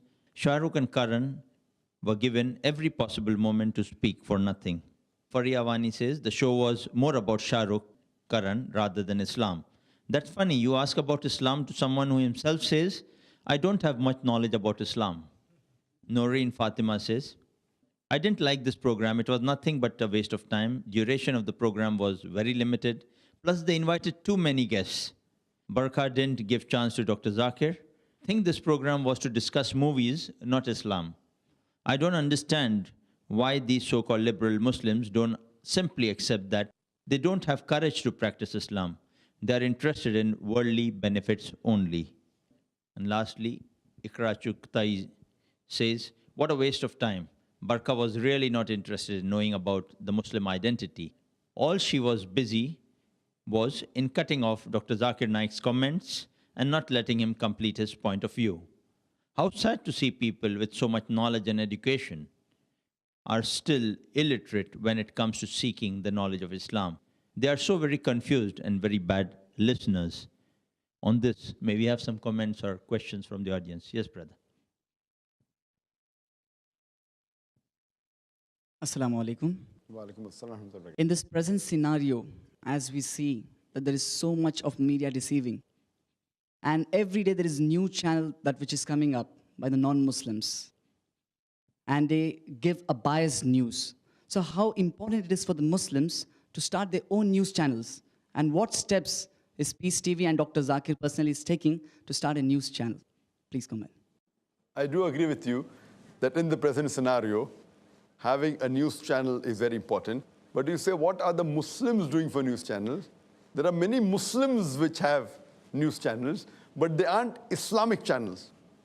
There are many Muslims who own news channels, but maybe they may be towing the same lines as the non-Muslims, trying to get a higher TRP, trying to present what is wanted by the people, rather than presenting the truth. So we have very few or hardly any news channel which would present the truth even if it would hurt them. A person who presents the truth, as long as it doesn't hurt them, is an average person. A person who presents falsehood for the benefit is a person who's not a good person. But the right person and the bold person, the truthful person is that which will present the truth even if it hurts the channel. So it requires such channels which speak the truth and which present what is right. As far as starting a news channel, it is there in my agenda. When will it happen? Allah alam. Allah knows. Whether we do it or somebody else will come and do it, but there's a dire need of having a channel which speaks the truth about the media, or rather having a true current affairs channel. I wouldn't say an Islamic channel, because we have Islamic channels already. What we require is a true current affairs channel which speaks the truth, and if a Muslim has done some crime, then the Muslim should be condemned after giving him a fair hearing. That doesn't mean that we should only praise the Muslims. There are black sheep in the community. So if that Muslim has done something wrong against humanity, against Islam, he should be condemned. But at the same time, we should expose those people who are trying to tarnish the image of Islam. Allah knows best when and how soon would this channel come up. But we pray to Allah subhanahu wa ta'ala that may He help the world have a true, unbiased news channel so that the world will come to know what is actually happening rather than show the things which will benefit a few people. Our audience would, I'm sure, be interested in this critical comment, is criticizing Dr. Zakir for going on this TV talk show, is Dr. Javed Iqbal Bhatt. He writes in a newspaper article on the topic, The Problem of Being Naik. He says, Dr. Zakir's approach to debates and discussions is not only harmful to him, but also to his avid followers. Of all the errors made by the eminent Islamic scholar, Dr. Zakir Naik, none is perhaps more embarrassing. Some tend to replace embarrassing with serious. That his rash decision to enter into a studio of the NDTV. Even the little which he expressed was edited, broken, and clipped to fit in with the scheme of We the People. Sandwiched between a temptingly clad Soha Ali Khan and a vice chancellor of the Jamia Millia Islamia, he was a piteous picture. The chapter this was that heartthrob, with phenomenal memory, ended up loosening the screws of his millions of fans. Next time you tune into Peace TV, a cornered Zakir of the NDTV would flash in the mind. It was a serious error of judgment because he was pathetically unprepared. He seemed to have entered to deliver a sermon. A sermon is different from a debate. When everything else is snapped away, a sermon is a monologue. One person is permitted to speak without interruption. And similar comments from Dr. Javed. We would like Dr. Zakir to throw more light on this critic. This is a comment that was earlier given in Amanullah, somewhat similar, but in a more lighter vein than Dr. Javed, that, you should be more prepared, etc. I'm a man of the media, and giving talks, having lectures, having debates is my profession, and I've trained many people. But again, what I would like to say, which I said earlier, that he himself was contradicting Dr. Javed when he says that Dr. Zakir Naik, he showed a pitiable picture and what he spoke was edited. So when he agrees that there is injustice done in the editing, how can he blame me? So what he should have said, that Dr. Zakir Naik did not realize that he would be edited or something like that would be much better. When he realized that these things are going to be edited, even if we get an expert, as I said earlier, even if we get an expert who's well-versed in answering, if the intention of the moderator and the producer is evil and unjust and dishonest, the expert also cannot do anything. So the reason we appear, as I said, we didn't realize that the producer of the show, I don't know who it is, and the moderator would go to such limits in editing and not giving an opportunity for me to speak. Based on this, as is the policy that I have, as far as the viewers are concerned, I thought that would be the case. I thought. But when I downloaded the views of the fans, as I mentioned earlier, I thought what Dr. Javed thought, that maybe, the people would feel very sad. But when I downloaded the views of the people from the website of NDTV, Facebook, and the other websites, I realized that 2/3 were in my favor. It was rather exposing Barkhadat. And what you're reading now, everything is there. It's not only the positive ones are being said, even the negative ones are being said. So more than 2/3 have either realized, or maybe these are the people who know the media well and realized it wasn't given. And there were some who appreciated her, the way she handled, not knowing the scenario. So what I say, that those people, whenever they see any TV talk show, they should realize that talk shows per se, they are manipulative. What they do, that they either get a person who has less knowledge on that subject. So if it's the topic on Islam, they get a person who has no knowledge about Islam, and then he does the job. The moderator need not use the skills. Or on the other hand, they get a person who's famous, and they cut him down, don't give a proper chance, like what Barkhadat did. Besides all these comments, besides interjecting me for more than 12 times, there is a way how a moderator knows when is the best time to ask a person. If you realized, when she started the show, she first asked Shah Rukh Khan a question. Then she kept on asking other people. She asked me second last or third last. Why?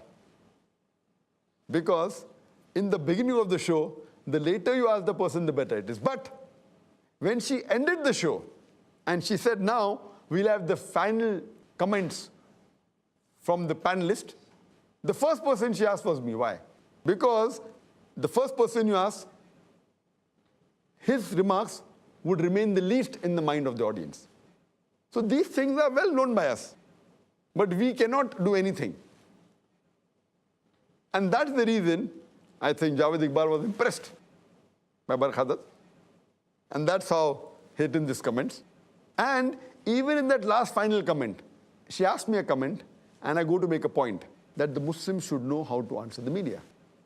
And I said that if we notice the incidents recently that came last month about the bomb blast that took place in Pune in German bakery, where about 9 people were killed. It came as headlines. And suspect Muslims. Suspect, mind you.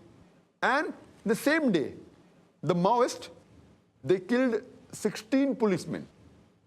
Proven by Maoists, no suspect. It either comes as news breeze or it comes on the front page below. Immediately Barkadat interjected, no, even that came as headline, and she passed on, without allowing me to complain. She knew very well the point was so strong, even if it came on the front page, in most of the paper, including Times of India, the headline was, 9 people killed in German bakery in Pune, suspects Muslims. Below in the front page, Maoists killed 16 policemen. Now, planning to kill 1 policeman is a bigger news than general innocent 9 citizens of India being killed. Killing 1 policeman who is supposed to uphold the law in the country is a bigger news than killing general pedestrians on the street, 9. And that also here, the person who has done that is known, confirmed. The news article is small. The German bakery, both are terrorist attacks. So she didn't allow me to complete, knowing very well that this point is very strong. No, even that came as headlines, finished. So does it mean that she's asking me and she's not allowing me to complete? So just because I made a very strong point, she cuts me down. And then immediately to help her, you have Kabir Khan interjecting. So that means she didn't allow me to give the final comments. I spoke for less than 17 seconds. So as I told you, the steering wheel is in the hands of the moderator. So here, but people realized many a time. So for intelligent people who know the media, we can really see behind the scenes. But for general layman who are unaware of the media, so I think Javed Iqbal may not be well versed with the media. But if he knows the media well, he would have made that comment. Jazakallah, Dr. Zakir. Thank you for your comments, which actually turned the tables over on the understanding when it was half cut. You completed the other half, mashallah. I think the audience gets more enlightened on that. The next question from the brother at the back. Assalamu alaikum wa rahmatullahi wa barakatuh. Wa alaikum assalam wa rahmatullahi wa barakatuh. There were 2 females from the audience who were discussing about the hijab. First, a Muslim female said that I wear a hijab and I will explain to those who are not wearing a hijab that you should wear a hijab as a Muslim. But then a Muslim female, another Muslim female, she said that she will explain to her. That means she thinks that it is wrong. So she doesn't find it wrong that not wearing a hijab is okay for her. So what are your comments on this compulsion of wearing a hijab as a Muslim? Yes, I do agree that when Barkadat asked, this girl was wearing a hijab, and she explained that she's wearing hijab out of free will.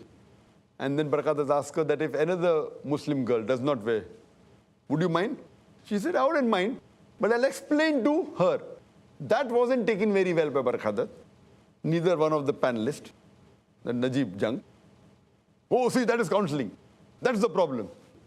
That's the problem with fanatic Muslims. He said something like that. That's not the problem. That's the problem with the practicing Muslim. It's not a problem.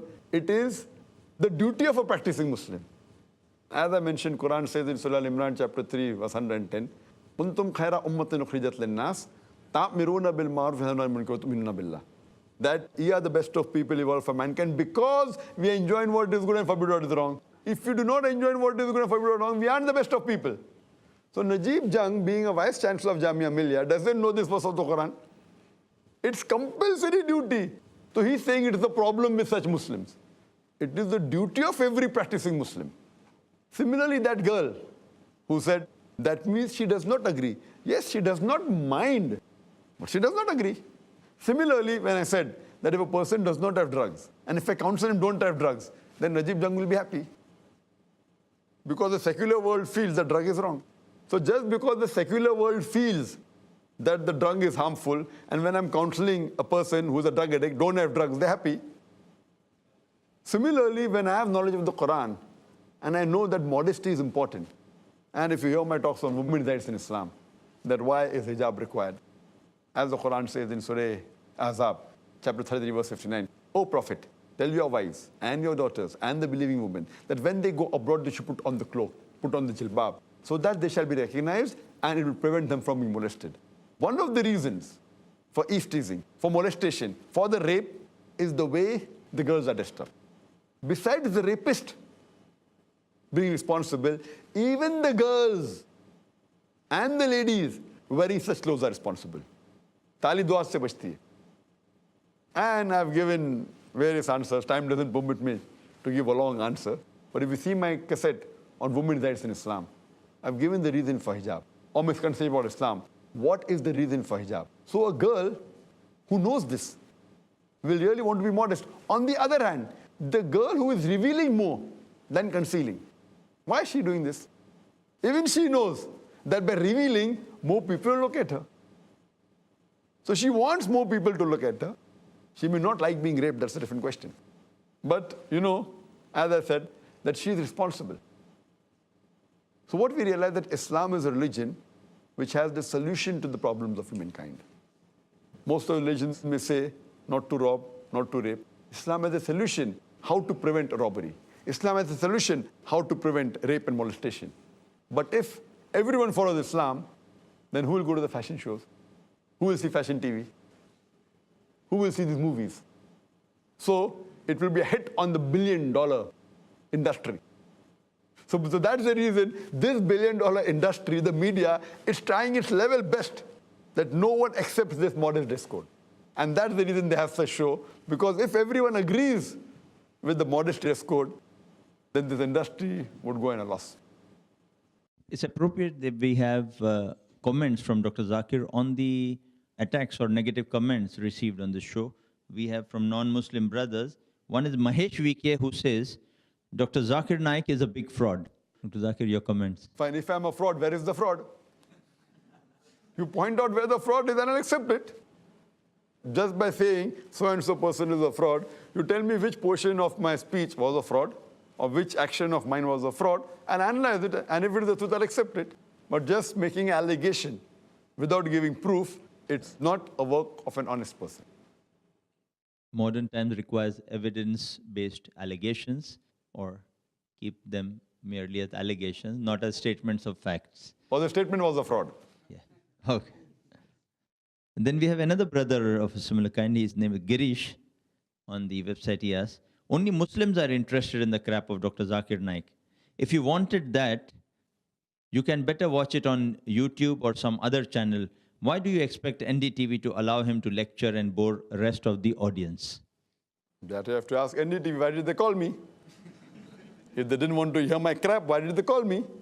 As someone said, maybe to increase the TRP or to increase the viewership. And the first party said that non-Muslims aren't interested in hearing me. I'm sorry, I disagree with that. For most of my talks, what we have in public, approximately 25% to one-third of the audience are non-Muslims. And that's the reason when you see in the question answer session, we only give opportunity to non-Muslims to ask. And these non-Muslims, you can interview them, they have been living, and the non-Muslims know them. So it can't even be planted like the way they have in the talk shows. So that's how open we are.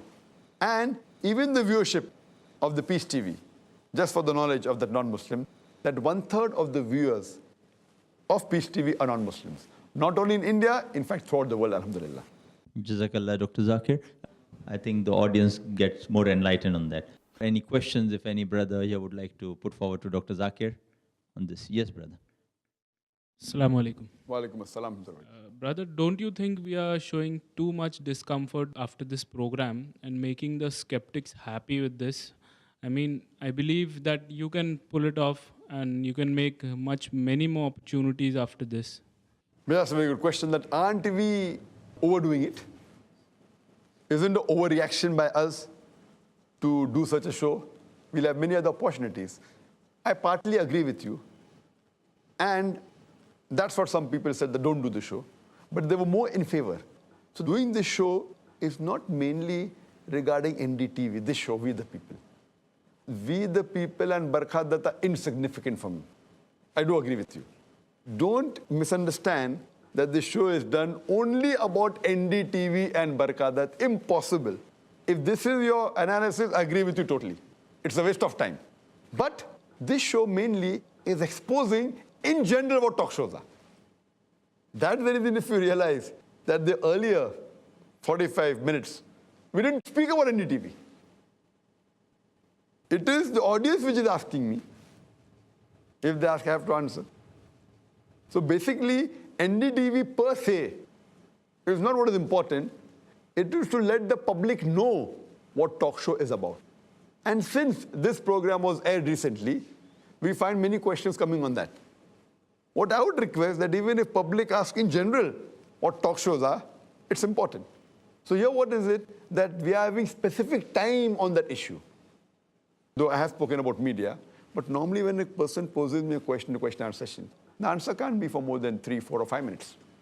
Here we have a couple of hours to speak about it, post-mortem it, and discuss it. So it's very important that the main purpose of this show is to let the people know what goes behind the scene. And I'm sure, if you're not a man of the media, do you know that by editing, if I take your TV interview and I take your comment and I edit, as I mentioned earlier, you too would feel the slip of the tongue, which maybe before the show you weren't aware of it. Were you aware that a portion can be cut? You are aware editing is done. But even if I take your interview, you would be shocked and you will think that it was a slip of the tongue when you say that, if you disagree with George Bush, I'll make you feel as though you're agreeing. So these things, if examples are given, this is not part of the show, not part of NDTV. I gave a couple of examples of NDTV, but generally what happens behind the scene. So the main purpose of this is not overdoing it, is to expose the truth behind the TV talk shows. Jazakallah, Dr. Zakir. We continue with our displeasure, discontent, distress.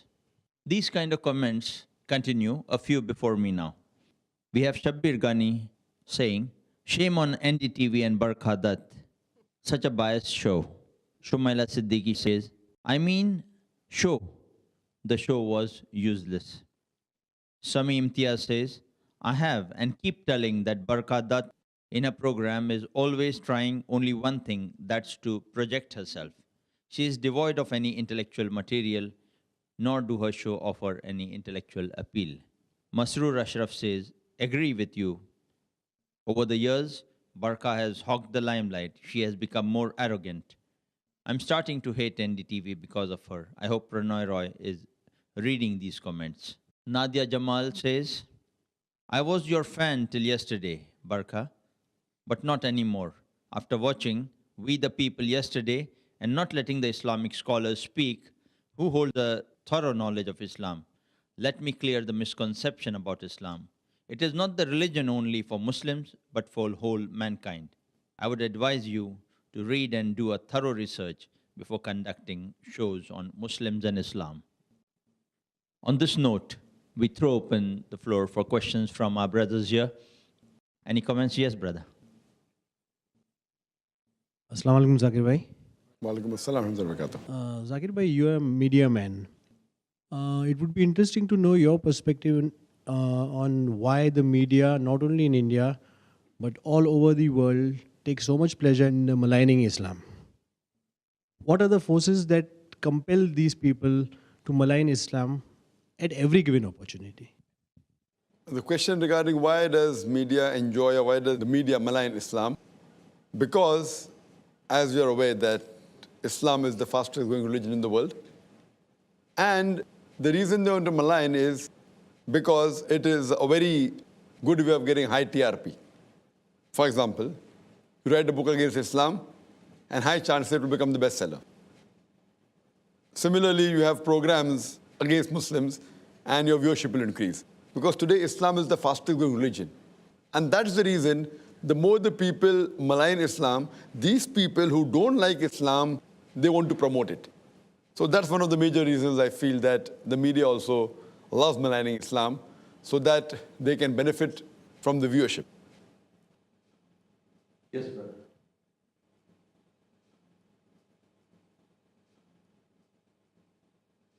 Assalamu alaikum. Wa alaikum assalam. Shah Rukh Khan is boastfully proud of being a Muslim. He even said in the program that every moment he remembers Allah subhanahu wa ta'ala. In this respect, what message, what advice would you give him so that his life becomes more meaningful for this world and the hereafter? And secondly, he happened to say that if his children, he won't want to teach in a stricter Islamic way. So, what is this stricter Islamic way teaching, and then what kind of values may be imbibed in the children so that they get the Islamic value in them? The best suggestion I can give as far as for a person who says that he thinks of Allah always, the best I can say is that if he reads the translation of the Quran. He said he has read the Quran in Arabic, he has read it in English, but if he keeps on reading Quran and makes it a part of his daily life, because the glorious Quran is the most positive book in the world. It's a proclamation to humanity. It's a fountain of mercy and wisdom. It's a guide to the erring. It's hope to those in despair. It's a solace to the suffering. And it's an assurance to those in doubt. I feel if a person is attached to the Quran, that's the best guide that he can have. As far as he mentioning that he wants his children to learn Islam, it's nice of him to say that he wants his children to learn Islam, but he's a little bit skeptical that not the Islam which is followed by certain Muslims who he feels may be going to one extreme or one excess. So the best, what I feel, as far as the young generation is there, we should talk to them Islam with reason, logic, and science. Islam is the most scientific religion, it is the most logical religion, and it is a religion which has the solution to the problems of humankind. So if you explain Islam in the right way, inshallah the youngsters, and that is the reason today we find that the younger generation, they are coming closer to Islam even than their parents. Jazakallah. We have a negative comment from brother Sabir Bhatt, non-Muslim. He says, this on the website, "Hello Barkha, religions are all antiquated. Why did you have to bring in a nutcase like Zakir Naik on the show? Surah number so-and-so. Give me a break. This guy cannot think on his own. He should have sent his gramophone record instead.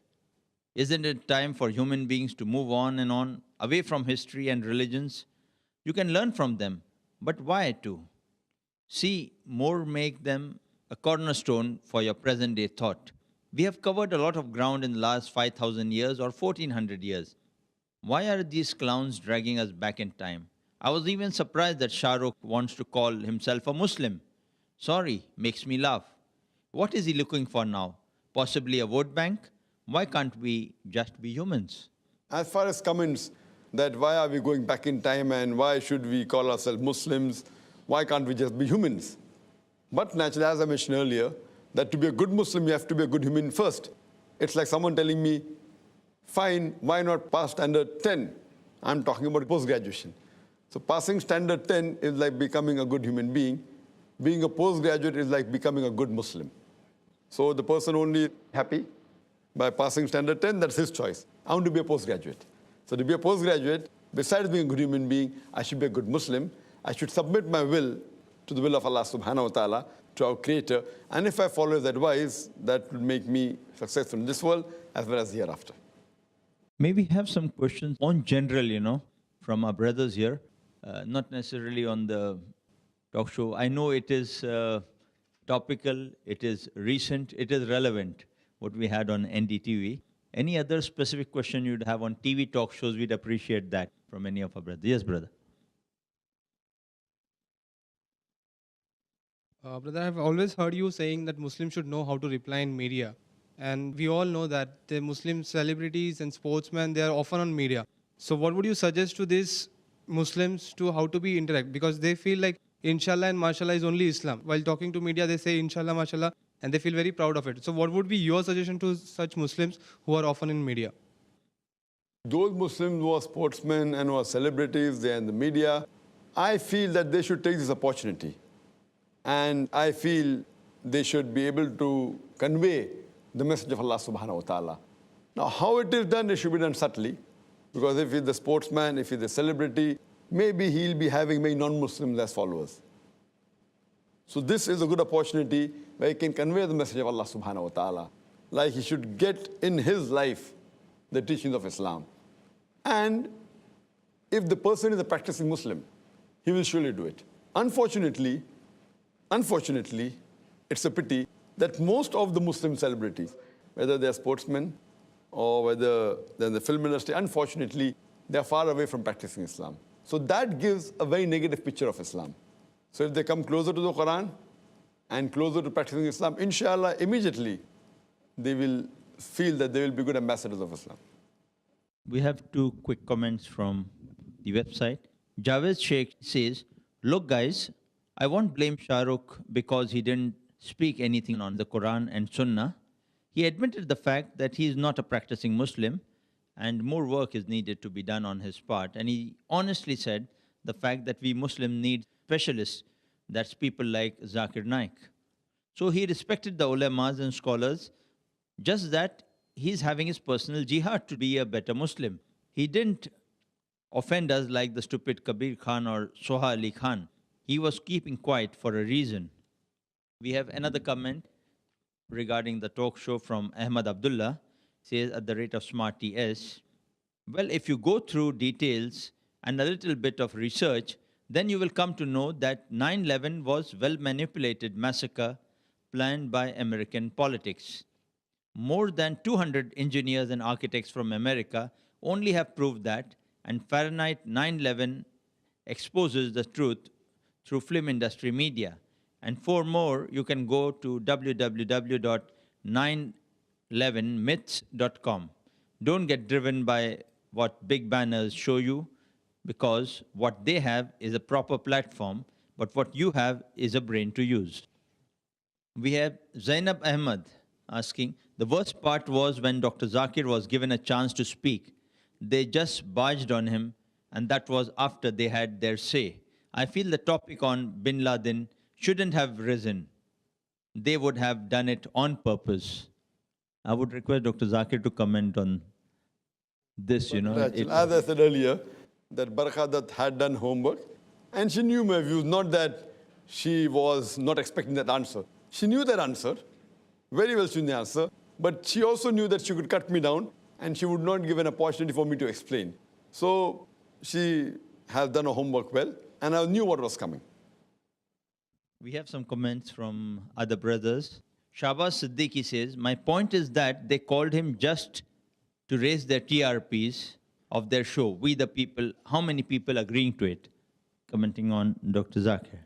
We have Bint Abdullah saying, after all, what they did with Dr. Zakir, mashallah, he was calm and smiling. May Allah bless and reward him for his patience. Shahbaz Siddiqui says, he was not even given a chance and he was stopped every time when he came to the topic. They gave a chance to people who can run their media. Shame on our Indian media who is next to the terrorists.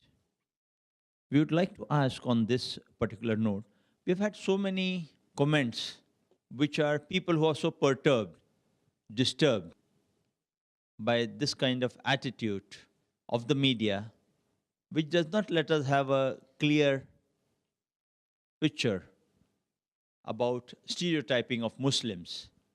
And it just remains an inconclusive talk show for many who saw the program.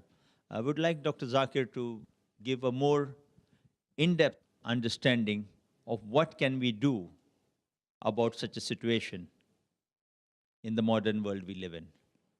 Are you talking about the talk show or about the topic of the talk show? About the talk show and how they come to conclusions which are not wholesome as such. As far as the talk show is concerned, as I said, that most of the talk show, they have an agenda. And most of them, they're able to meet the agenda. So a viewer, therefore, doesn't know what the real views of the panelists are. Or they get a person on the panel which toes the same line. So therefore, I feel that most of the talk shows, they don't speak the truth. Therefore, I'm not too much in favor of talk shows. And this show that we are having here is made to expose what is behind the talk show. So therefore, next time when a person sees the talk show, you should keep in mind that are these people speaking the truth? Or is the moderator allowing the truth to be spoken? Or is the producer not editing it? So these things will surely, next time, all those who have heard this program would give a second thought before making the conclusion after seeing a talk show. Many of the brothers outside and some here have raised the issue that don't we feel in India, many of these talk shows, especially in the kind of societies we live in the modern world, they tend to be more inclusive than exclusive. You have to be more subtle than upright for what you say. That's what they sometimes tend to look at. How would we as Muslims tend to handle this kind of situation that we face in these talk shows? I feel you should call a spade a spade. There's nothing of being subtle. Yes, you should speak with hikmah. As the Quran says in Surah Nahl, chapter 16, verse 125, Udu ila sabri rabbika bil hikmah wal maghzit al hasna wajadil millati ahsan. That invite all to the way of their Lord with wisdom and preaching and argue with them and reason with them in the ways that are best and gracious. We as Muslims should use hikmah while answering to the media as well as while being on the talk show. 2-3 brief comments from the website. Most of these comments which we are reading out before our audience are mostly on the NDTV website itself after the program was aired. I think more than 60-70% of these comments are taken from there, while a few are from other famous websites which we know of. We have Abdullah Besa, who says, I weren't even watching that channel before, but when I came to know Dr. Zakir too will be there, direct, I expected much, at least, to give him chance to explain the things which those people don't know. I'm sad, really sad. We have Shahbaz Siddiqui, who says, yeah, exactly, you watched it because of Dr. Zakir Naik, but there was nothing from him because he was not given a chance to speak, and NDTV got the viewers. A nice plan made by NDTV. Media really sucks. And Danish Khan says, Dr. Zakir did a great job. Got to see his patients today. 3 cheers for him. Can we have some final comments on this from some of our brothers here? And any queries for Dr. Zakir? Yes, brother. The aim of this program was to expose the double standards of the media, I suppose. Do you think we have reached the aim? That is number one. Another thing is, how do we reach out to the people who are watching NDTV? I mean, this will be aired on Peace TV. What about the viewers who are hooked on to NDTV? How do we reach this exposed matter to them? As far as have we reached or have we achieved the goal? Yes, to a great extent. To a great extent, yes. How can we reach the viewers of NDTV? I feel, besides this being aired on Peace TV, it will be aired even on other channels. Surely NDTV will not accept it. Surely, they aren't that bold. What we can do, we can post it on the internet, on the YouTube, and make it popular. So that's one way who the seekers of truth. As far as everyone who has watched this program will not be able to see it. But what we fail to realize that the viewership of Peace TV, according to me, is far more than the viewership of NDTV. NDTV may have more viewership in India, but Peace TV is the international channel which has more than 100 million viewers. So in terms of that, the Peace TV viewership is bigger. And our main aim is not only to let the viewers of NDTV know about it. Viewers of all the satellite channels should know. So anyone who is a TV watcher, who watches normal channels which have talk shows, they would be aware that when they watch a talk show, what is behind the scenes. We have a brother here, Smarty S. He says, I'm confused here. There are hundreds of videos of Mr. Zakir Naik openly saying against India and praising terrorists. He also says 9/11 was done by Americans, not by some jihadis. Why are my Indian Muslim brothers supporting him instead of SRK or Madni Sahib, who are standing against terrorism? I think Dr. Zakir would be the best one to answer I would that. like Smarty S to point out a single talk of mine where I have spoken against India. I always say I'm proud to be an Indian. I'm proud to be a Muslim also. I'm proud to be an Indian Muslim. As far as supporting terrorists, in fact, I given the talk on terrorism. And the Quran clearly mentions in Surah Ma'idah, chapter 5, verse 32, that if anyone kills any other human being, unless it be for murder or for spreading corruption in the land, it is as though he has killed the whole of humanity. So killing any innocent human being, according to the Quran, is as though he has killed the whole of humanity. I'm totally against a person terrorizing any innocent human being. what he may be saying, who he thinks is a terrorist, and who I say I don't know. So if I don't know, and I've got no proof that the person is the terrorist, I cannot condemn him. That doesn't mean I'm supporting terrorism.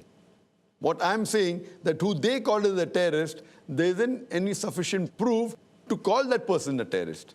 But terrorizing innocent people in all ways has to be condemned, and Quran and Islam condemns the killing of any innocent human being. Jazakallah, brother. May we have 2 or 3 questions from the brothers? The next question from the brother in the front. What is the Muslim identity, and is it required? As far as the whole talk show on We the People, the Muslim identity is concerned, I don't think the talk show did justice. What is the Muslim identity? And if you want to know what the Muslim identity is, you have to go to the authentic sources. That is the Quran and the Sahih Hadith. And as far as the Muslim identity is concerned, identity means the person should identify. The practice of a Muslim are many. You should be honest, he should not cheat, he should not tell a lie, etc., etc. But identity means a label. And the label for a Muslim is, as per mentioned in the hadith of the Prophet Muhammad, it's mentioned in Sahih Bukhari, volume number 7, in the book of dress, hadith number 5892, that the beloved Prophet Muhammad said, that do the opposite of what the pagans do. Trim your mustaches and let your beard grow. So growing the beard is the commandment of the Prophet. And that is one of the identity of the Muslim. It's a sunnah. Some people call it fard, the difference of opinion. But no one says that it is not part of Islam, except those people who don't have knowledge of Islam. And the other identity is covering the head. The Prophet always, whenever he went out, he always covered his head. Sometimes with a helmet, sometimes with a turban, sometimes with a cloth. Covering the head is the sunnah of the Prophet. And this can be seen in various hadith of Sahih Bukhari, volume number 7, in the book of dress, chapter number 16, as well as Sahih Bukhari, volume number 7, in the book of dress, hadith number 5807, where the Prophet covered his head.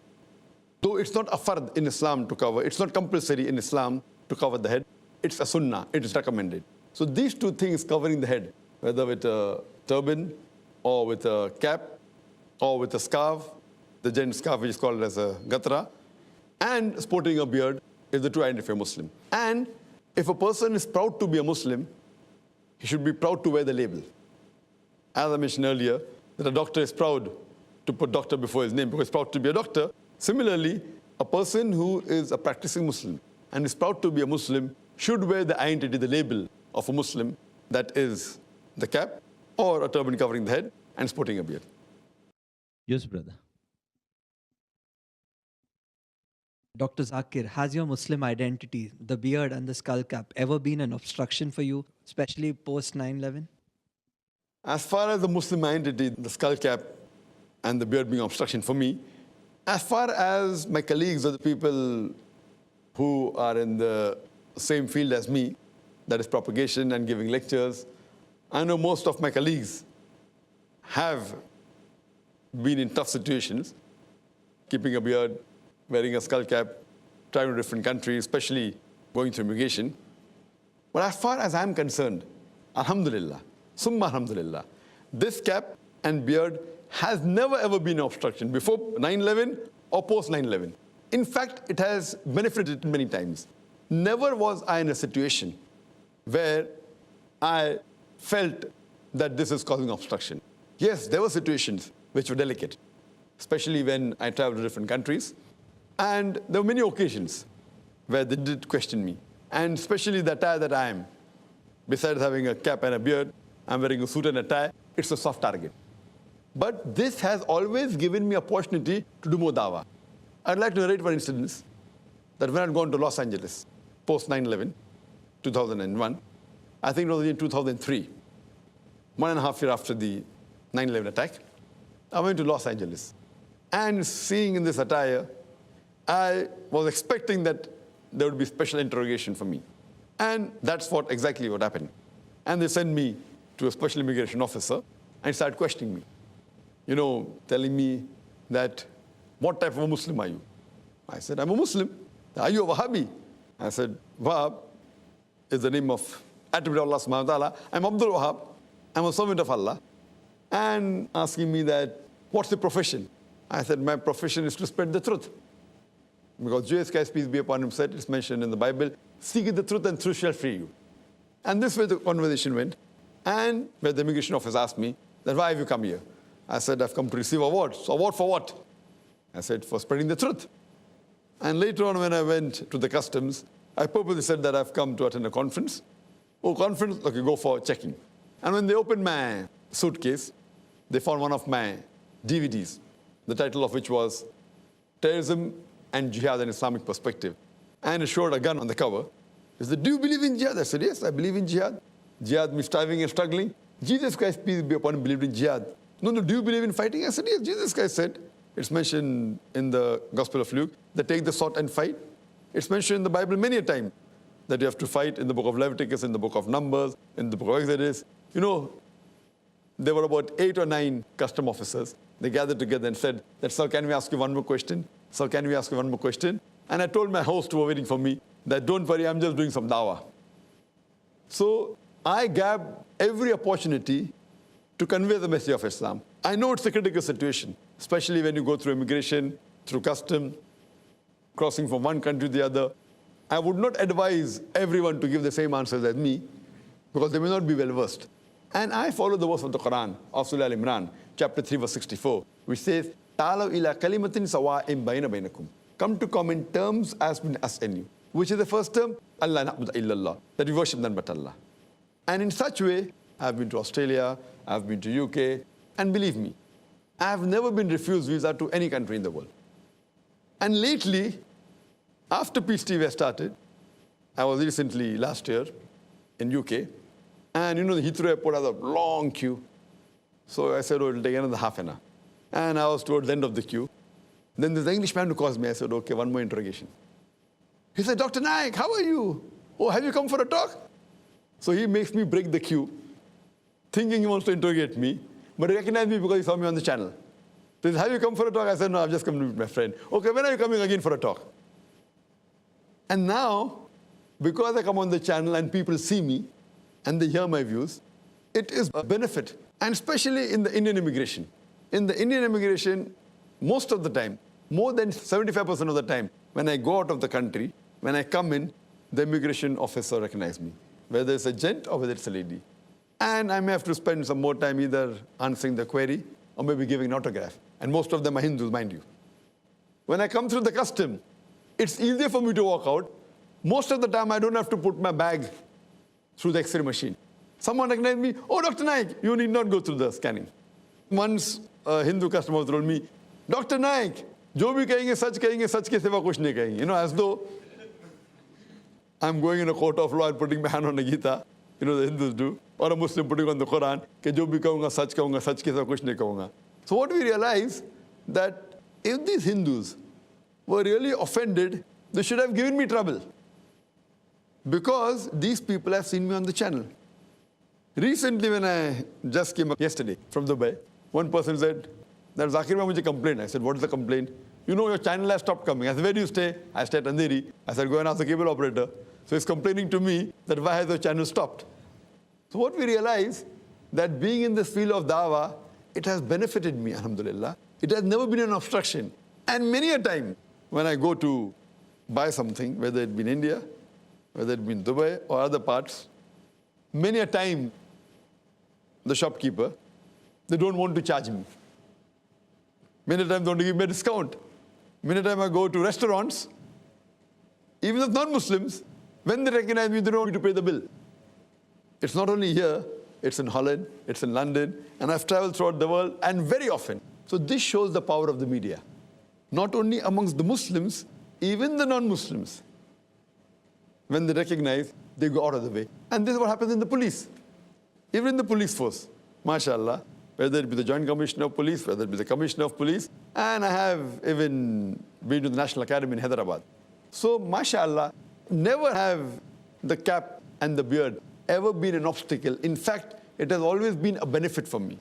I did it because the commandment of Allah subhanahu wa ta'ala, not for getting discounts, not for crossing the customs easier, but as we say, that it is Allah subhanahu wa ta'ala, who's the best to help you.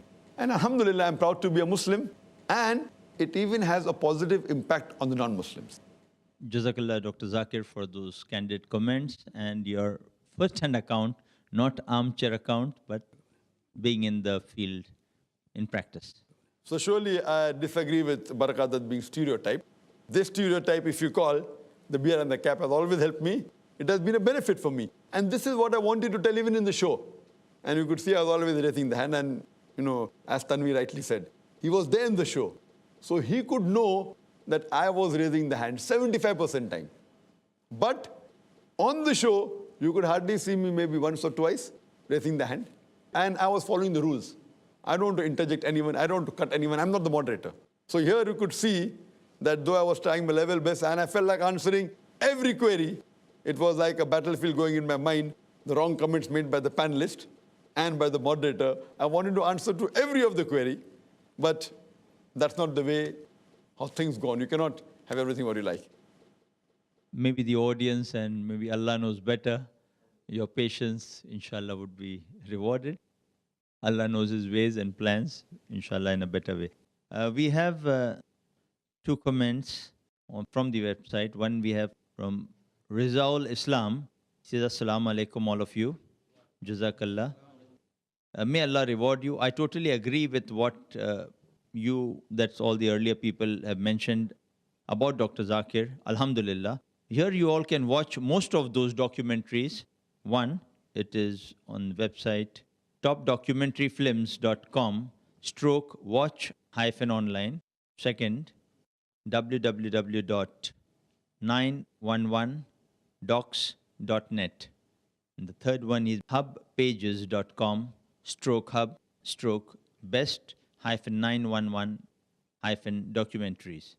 So check it up, find the truth, share people as much as you can do. Best of luck, all of you. See more. May Allah help us to spread the truth. Ameen. In another comment, he further says, it is sad for us that our lover, Dr. Zakir Naik, has not more been given chance to speak. He should have been given more chance to speak. But good things are that it was clear for us Dr. Zakir Naik is once again proved himself. He's a true and brave Muslim, especially when he talked about Bin Laden and what are the real faces of media. May Allah protect us and guide us. Ameen. Jazakallah. From brother Arif Muhammad. He says, firstly, Barkhadat once again proved it that media is against Islam. She asks actors like Shah Rukh who know nothing about Islam. He could be the best actor in the whole world. If you want to know who these terrorists are, then ask the politicians who take the law in their own hand. Muslims are not terrorists. And media as a whole is against Islam. And furthermore, Islam doesn't degrade a woman, it uplifts her. If in the name of art and culture you want to sell your wives, you want to sell your daughters, you all can do it. The Vedas also speak about hijab. Bible speaks about hijab.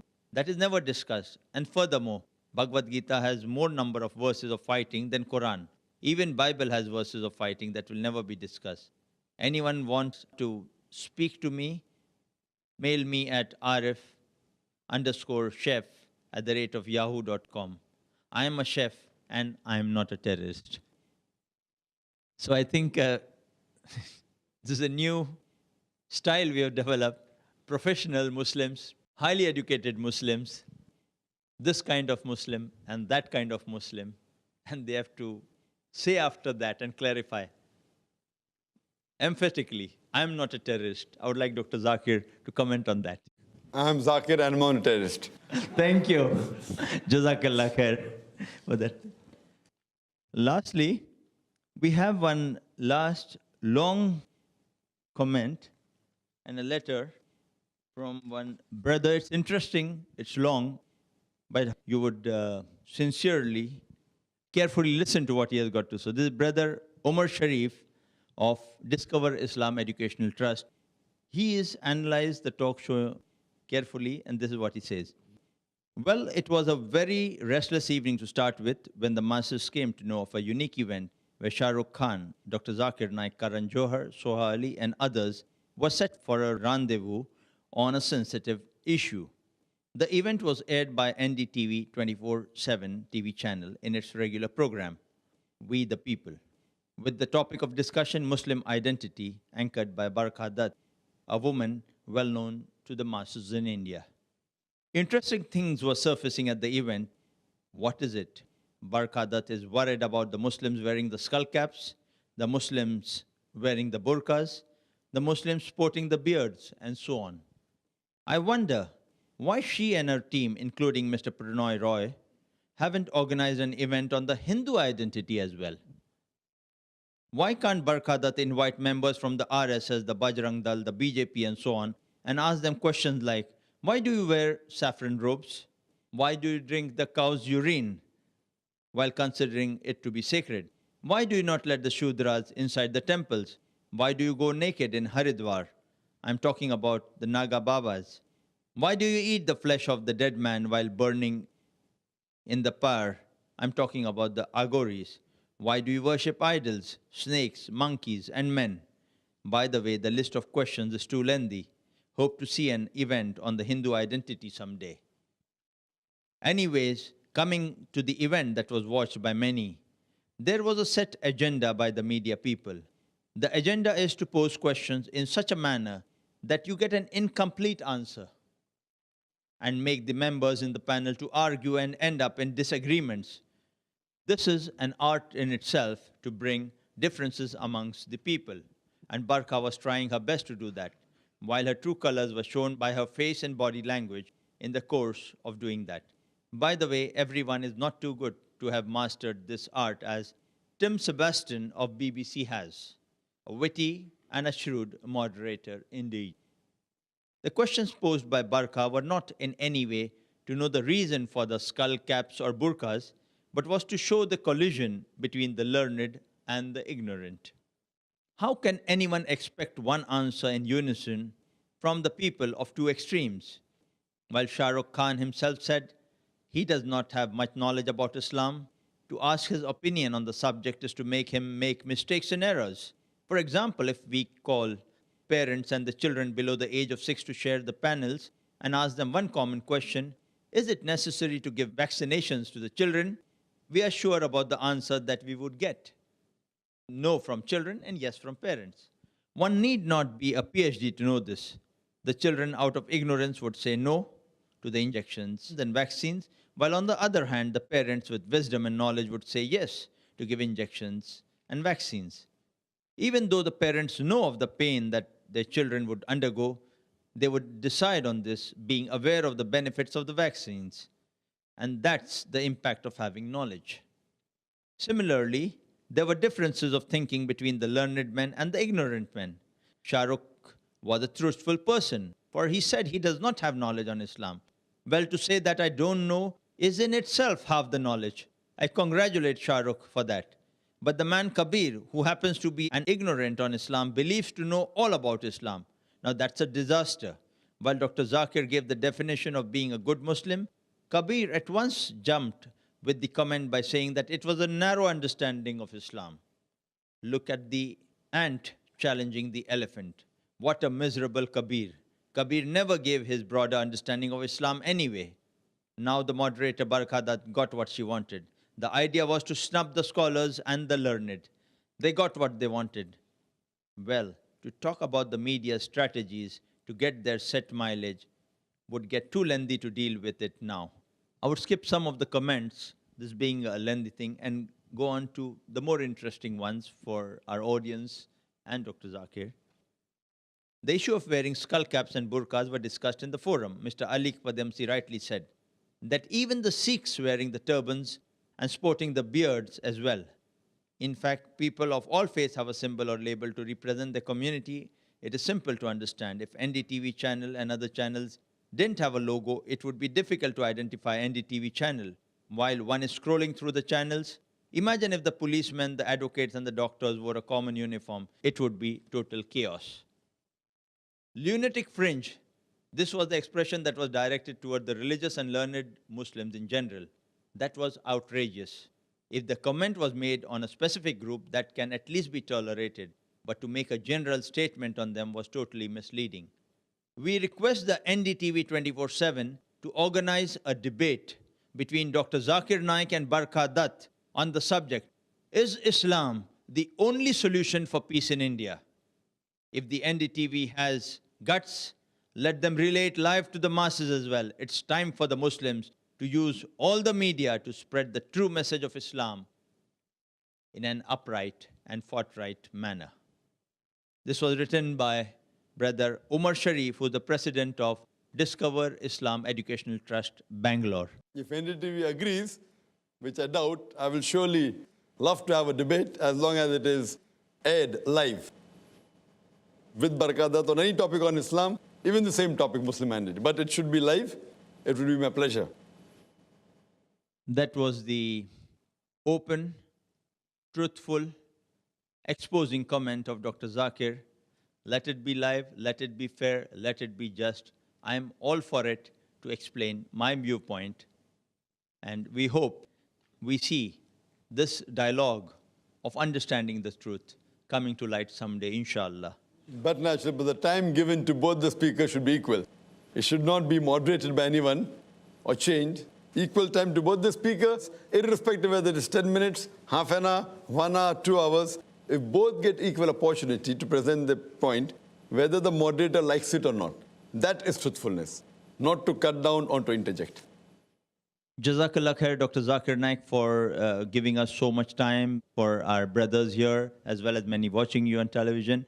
Can we just conclude on this, the most important point we would like to know, your advice and comments to all our Muslim brothers and sisters after all these various viewpoints, discussions, some critical, some favorable. The point they would like to ask you, your advice and comments on, should Muslims take part in talk shows? As far as should Muslims take part in talk shows or not, point number one, whenever a Muslim sees a talk show, he should realize what is the agenda behind it. And if they see that Islam is being maligned, it can be two things. Either they bring a person who calls himself a Muslim but has no knowledge of Islam, so he makes a fool of himself, and he easily lets Islam be maligned. Or they may get a person who's knowledgeable and may not give him an opportunity to speak. So in this scenario, my advice to the Muslim Ummah, as far as attending talk shows are concerned, that if the person has no knowledge, he should not attend. But if the person has knowledge, and if he comes on the media otherwise, whether in the print media or satellite media, he should not take part in a talk show generally without putting down conditions, because there are high chances that his answer will be manipulated. But on the other hand, if a person has knowledge on Islam and is well-versed with the media, but has no opportunity to come on the media, then he should take part so that at least the damage done by the media is minimized. As far as my final advice to the Muslim Ummah is concerned, that whenever they watch any channel, whether it be a news channel, whether it be entertainment channel, whichever channel it is, keep in mind that one of the main agendas of the media is to malign Islam. So whenever they find that Islam is being maligned, don't be impressed by it. It may be a distorted form.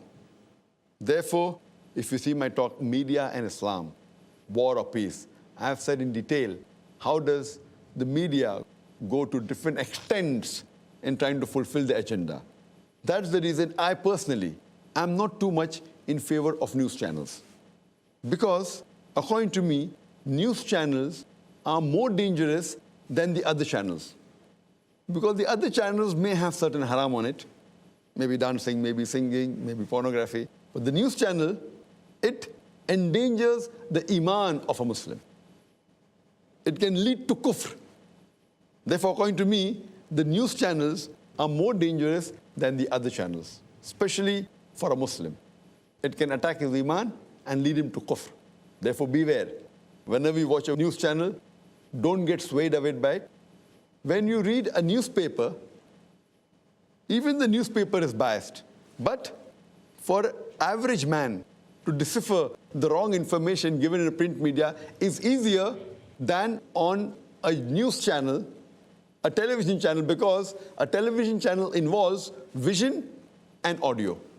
And if that is manipulated, a layman may not know the difference and will think that actually happened.